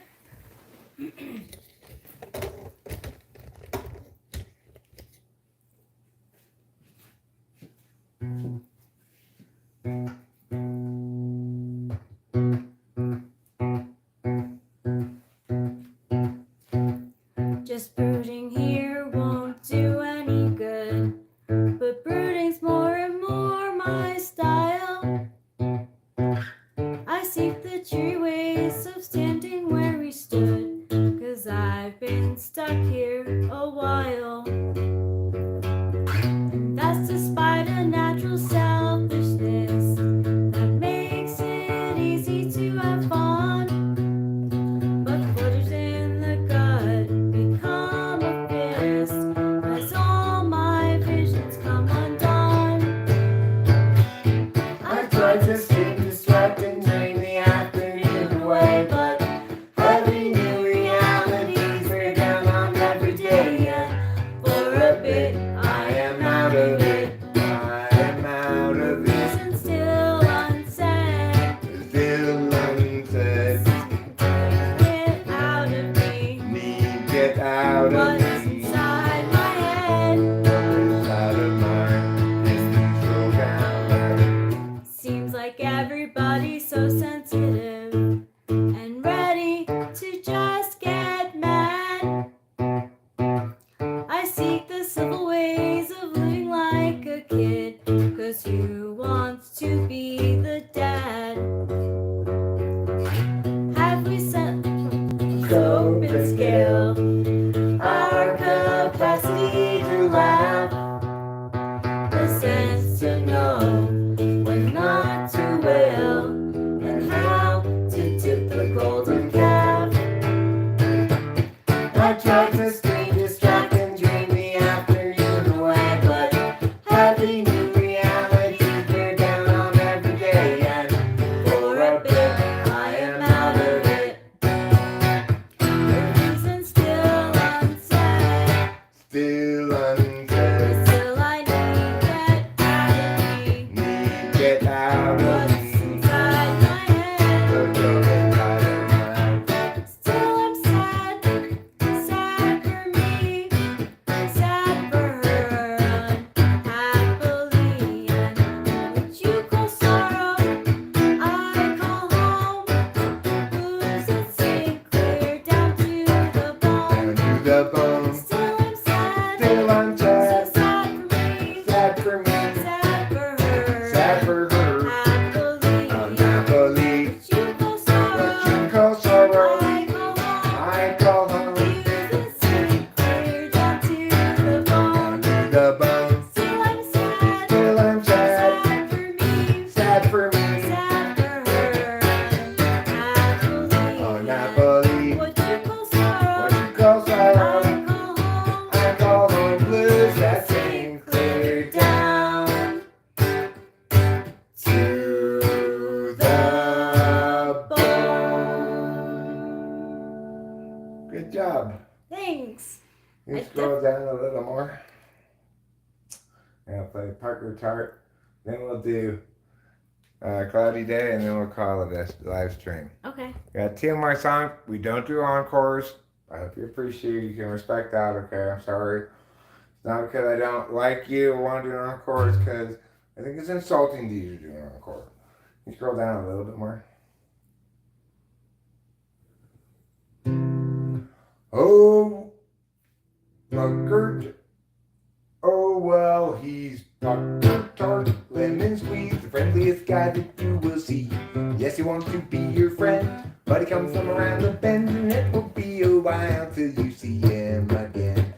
Puckered Tart, lemon squeeze, he's a friend to you and me. He's international, the life's favorite go-to right-hand guy. He's international like him, and also busy like his friend, the beaver bee. Busiest creature, busy as a bee, busy as a beaver, and so much busier than Puckered Tart, lemon squeeze. Well, he's Puckered Tart, lemon squeeze, shabba-doo-ba-da-ba-ba-doo-da. Puckered Tart, lemon squeeze, shabba-doo-ba-da. Yes, he's Puckered Tart, lemon squeeze, shabba-doo-ba-da-ba-ba-doo-da. Puckered Tart, lemon squeeze, shabba-doo-ba-da. And if you go to visit him for starts, remember to bring something sour or tart. He's not a fan of sugary treats because he's Puckered Tart and not Pucker Sweet. Well, he's Puckered Tart, lemon squeeze, the friendliest guy that you will see. Yes, he wants to be your friend, but he comes from around the bend, and it will be a while till you see him again. Puckered Tart. Not bad, but not perfect. All right, let's close with Cloudy Day in Los Angeles. Okay. Do we have the lyrics anywhere here? I think they're there.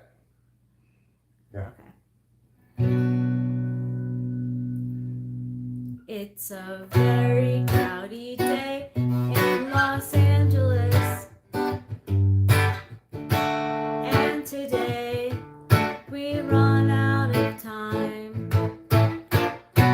Struggles past, troubles still to come. Day is nearly done. Can someone buy us some more time?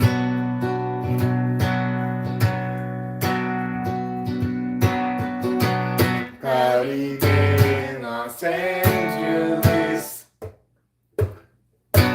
Cloudy day in LA.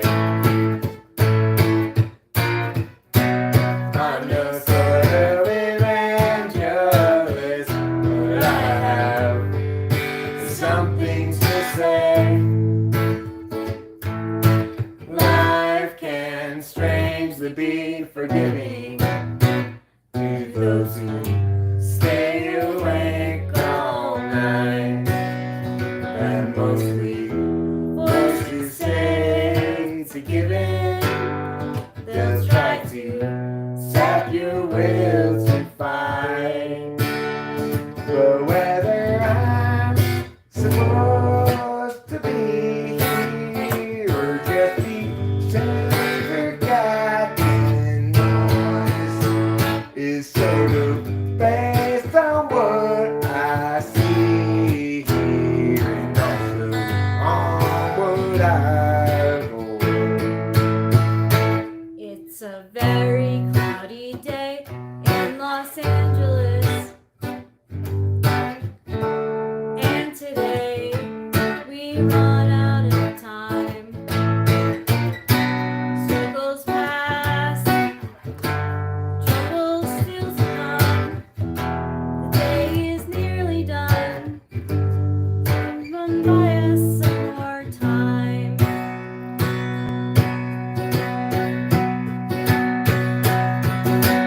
Cloudy day in Los Angeles. Cloudy day in LA. I'm no sort of evangelist, but I have something to say. Something to say. That was good. It was good. We're like a real rock band, you and me, Rachel. Yeah. What with our electrified guitar, and our rock and roll songs. That they are. For example, that song that I wrote called "Put Another Dime in the Jukebox, Baby." Oh wait, Oh wow. I actually didn't write that one. That was by some other person. That's a classic rock and roll song. Put another dime in the jukebox, baby. Because what do you think the jukebox is playing? Jazz? No. Rock and roll.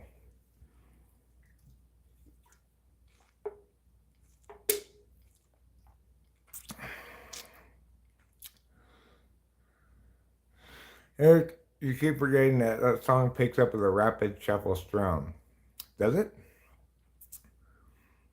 Maybe I do keep forgetting The that. brooding song. Yeah, I know. He's talking about the brooding song. Oh. Maybe it does start like that. I don't know. I was trying to play well, but sometimes I play better than others. Some songs I play well, and some songs I mess up a little bit. You'd think by this point I'd have all my songs down perfectly, but no. I don't. Even though I don't play that many of them, I still don't have them down perfectly. I know this is like geeky, but like I definitely want to practice our songs. Yeah, I'd much rather just play our songs if we're gonna play a show at some point, you know. Oh yeah. Than play any songs that I just sing by myself. And then just for fun, I'd like to like play karaoke and like learn some of the songs cuz like it's so difficult when like you think you know a song and then you get up there and you like forget the melody a little bit or the way the lyrics goes. Yeah. I want to sing. 'Cause there's always something there to remind me. Always something there to remind me. I was born to love her. When will I ever be free? You'll always be a part of me. Whoa, whoa, whoa. I can't believe it was a Joan Jett song. But maybe it was a cover. I don't know. It's a good. Oh yeah, it might be Joan Jett and the Blackhearts. Yeah, I think it is. KP saying it's a cover. She covered it. Oh really? That might be the case too. So I don't know.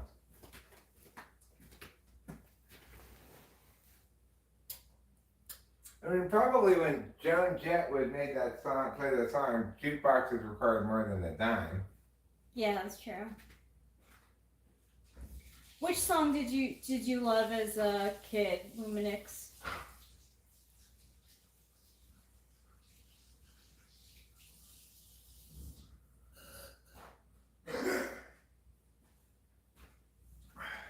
Alright, well, I don't doubt that I will live stream again later. Maybe we will live stream again later. But I think I'd like to stop live streaming for now. It's been 3 hours. It's a good stopping spot. And to wish you all a very wonderful evening. Thank you for being here. And to say I'll probably see you again later. And that Rachel and I love you very much. Don't forget to eat plenty of cheese. Cloudy day in Los Angeles.